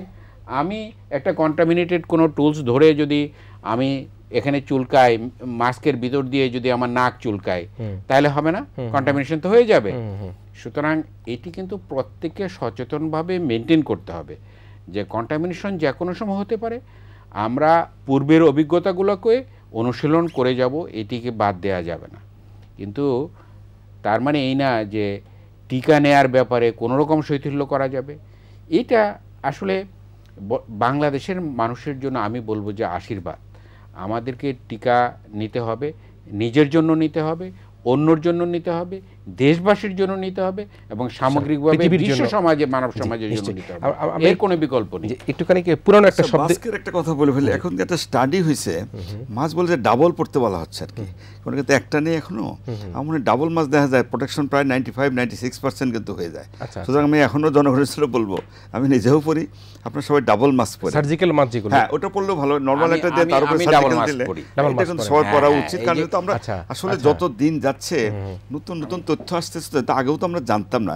করোনা নিয়ে আরো কতদিন যে কত কিছু আসবে, এটা ফিউচারের জন্য আমাদের ওয়েট করতে হবে। মাস্কটা দেখেন ডাবল মাস্ক। আচ্ছা, এই ব্যাপারে একটু খেয়াল রাখতে হবে। ডাবল মাস্ক পড়তেছেন একটু দেখিয়ে দেন তো, আমরা ক্যামেরা একটু এই যে দুটো মাস্ক আছে, দুটো মাস্ক আছে, হ্যাঁ দুটো মাস্ক একসাথে করে আমি ডাবল মাস্ক পরেছি। তো সুরক্ষা বেশি হবে, সুরক্ষাটা বেশি হবে, প্রোটেকশনটা বেশিও। তারা বিভিন্ন রিসার্চে কিন্তু এটা আসছে, ডাবল পড়লে আরো প্রোটেকশনটা ভালো। আমরা ছোট্ট শব্দে গিয়ে, পুরনো শব্দে গিয়ে ফিরে, কমিউনিটি ট্রান্সমিশনের কথা আগে বলা হতো, আমরা বারবার আলোচনা করতাম। আসলে কমিউনিটি ট্রান্সমিশনের অবস্থাটা কি আমাদের বাংলাদেশে? অবস্থা যে আমি তো একটা কথা শুরুতেই বলছি, সংক্রমণ তো কমে আসছে।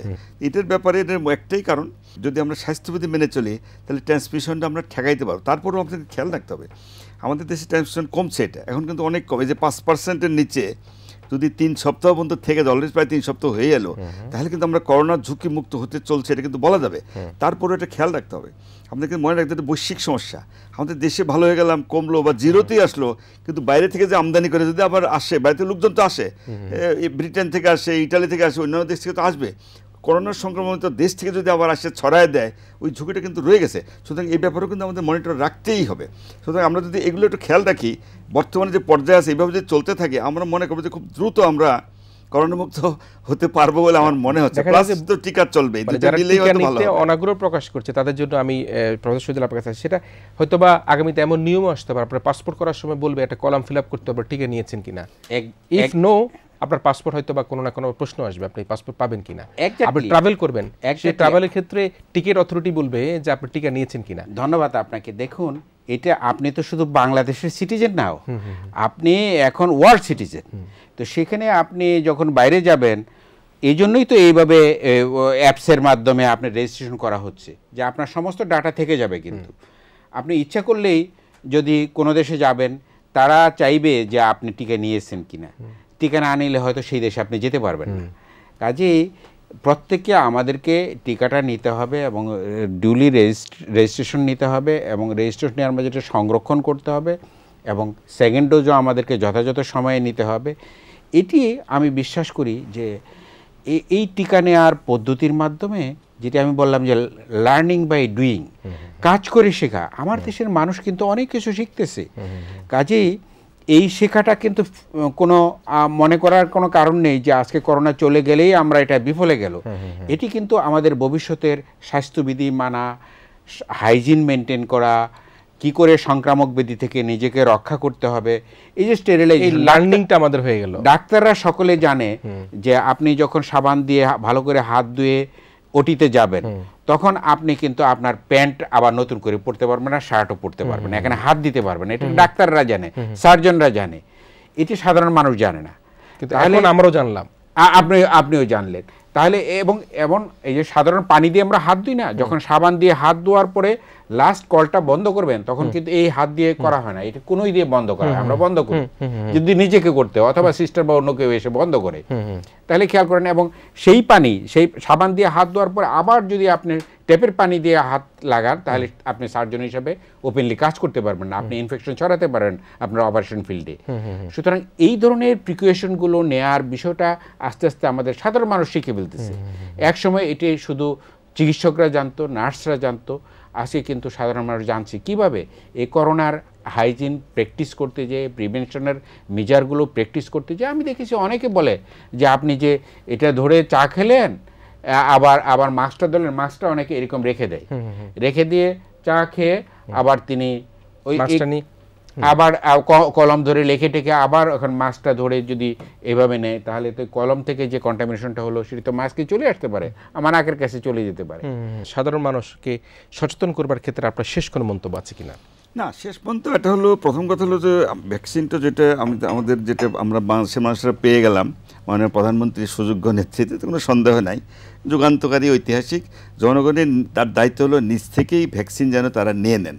তাদের মধ্যে যে আতঙ্ক, যে ভয়, ভ্যাকসিন হলে এই পার্শ্বপ্রতিক্রিয়া কী হবে, মারা যাবে, এগুলো সম্পূর্ণ মানে অমূলক বা অবৈজ্ঞানিক।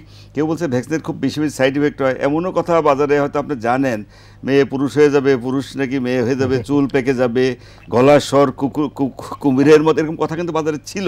যদিও মানুষ এসব আর এখন আর পাত্তা দিচ্ছে না, এরকম ভয় কিন্তু মানুষের ছিল। জনগণের জন্য একটা কথাই বলবো, আপনার স্বতঃস্ফূর্তভাবে, নির্ভয়ে, নিঃসংকোচে, আতঙ্কগ্রস্ত না হয়ে অবশ্যই ভ্যাকসিন নেবেন। কারণটা হলো, করোনা আক্রমণ হলে, করোনার যে তাণ্ডব সারা পৃথিবীতে আমরা দেখলাম, লণ্ডভণ্ড করে সমস্ত ক্ষেত্রে, সামাজিক, অর্থনৈতিক, রাজনৈতিক, শিক্ষা, স্বাস্থ্য, করোনা তো সারা পৃথিবী লণ্ডভণ্ডগ্রস্ত। সুতরাং সেই ভ্যাকসিন তো তেমন কোনো সাইড এফেক্ট নাই, সুতরাং ভ্যাকসিনটা কেন নেবেন না? এই ভ্যাকসিনই আপনাকে এই করোনা সংক্রমণ থেকে সুরক্ষা দেবে। আবার এর সাথে স্বাস্থ্যবিধি কিন্তু পুঙ্খানুপুঙ্খ মেনে চলবে। যেমন হাত ধোয়ার কথা যেটা বললেন, মাস্ক তো অবশ্যই পরবেন, হাত ধোয়া শুধু করোনাতে না, অন্যান্য রোগ থেকেও তো বাঁচাবে, এটাও তো ইম্পর্টেন্ট। সামাজিক দূরত্ব বাস্তবতার সঙ্গে মিলে যতটুকু সম্ভব, যদিও হয়তো আমাদের দেশে অনেকেই পারে না, করে না, বাসে দেখলে তো মনে করে বাদুর ঝোলা করে হ্যান্ডেল ধরে ধরে চলছে, এরকম করছি। যতটুকু আমরা পারি এটা করে মেনটেন করতে হবে। শুধু তাই না, আমাকে মনে রাখতে হবে আমি শুধু ভালো থাকলে না, আমি ভালো থাকলে আমার পরিবার ভালো থাকবে, প্রতিবেশী ভালো থাকবে, গ্রাম ভালো থাকবে, শহর পুরা দেশ ভালো থাকবে। সুতরাং এই দায়িত্ব কিন্তু আমার নিজের জন্য, শুধু নিজের সেফটির জন্য না, সবার সেফটির জন্য আমাদের কিন্তু এটা করে যেতে হবে। প্রিয় দর্শক, আমরা এই করোনার ভ্যাকসিন নিয়ে কথা বলছিলাম এবং করোনার ভ্যাকসিনের ব্যবস্থাপনার ক্ষেত্রে আমরা আলোচনা করছিলাম এবং জনগণের মধ্যে করোনার ভ্যাকসিন গ্রহণের যে আগ্রহ তৈরি হয়েছে সেই জায়গাও কিন্তু আমরা আমাদের আজকে দুজন অতিথির সাথে সেটা বিশ্লেষণ করেছি। একটা বিষয় তো নিশ্চিত, সেটি হচ্ছে যে এই টিকা গ্রহণের মধ্যে দিয়ে আমরা কিন্তু করোনার যে অভিঘাত, সেই অভিঘাত থেকে আমরা মুক্তি পেতে পারি এবং সে কারণে আমাদের প্রথম ডোজ যারা নিয়েছেন তারা আবার সময় মোতাবেক দ্বিতীয় ডোজ নেবেন। যারা এখনও করোনার টিকা গ্রহণ করেননি তারা সরকারের যে দেওয়া পদ্ধতি, সেই পদ্ধতি অনুযায়ী নিশ্চয়ই আপনারা আপনাদের সেই রেজিস্ট্রেশন করবেন এবং আমরা আমাদের এই পর্যায়ে এপ্রিল বা জুনের যে করোনার টিকা শেষ হবে, নিশ্চয়ই পরবর্তীতে আমরা মাননীয় প্রধানমন্ত্রী যার সুযোগ্য নেতৃত্বে বাংলাদেশ এগিয়ে যাচ্ছে, তার আবারও নেতৃত্বে আমরা আরও টিকা পাবো এবং জনগণকে নিশ্চয়ই সেই টিকা গ্রহণ করে বাংলাদেশকে করোনা মুক্ত করে আমাদের লাল সবুজের পতাকাকে আমরা যেভাবে মধ্যমায়ের দেশে নিয়ে যাচ্ছি, সেই নিয়ে যাওয়ার ক্ষেত্রে দেশ এবং রাষ্ট্রের সাথে একসাথে আমরা কাজ করব। প্রিয় দর্শক, আপনারা সবাই ভালো থাকবেন, সবাই মিলে ভীষণ ভালো থাকবেন, এই প্রত্যাশা করে আমাদের আজকের মুক্তমত এখানেই শেষ করছি। আমি প্রফেসর ডক্টর ABM আবদুল্লাহ এবং একই সাথে অধ্যাপক ডক্টর মোহাম্মদ শহীদুল্লাহ শিকদার, দুজনকে ধন্যবাদ জানাচ্ছি। প্রিয় দর্শক, আমরা আগামী অনুষ্ঠানে নিশ্চয়ই আপনাদের সাথে আবারও দেখা হবে। সেই পর্যন্ত ভালো থাকবেন, সুস্থ থাকবেন, এই প্রত্যাশা করে আজকের অনুষ্ঠান এখানে শেষ করছি।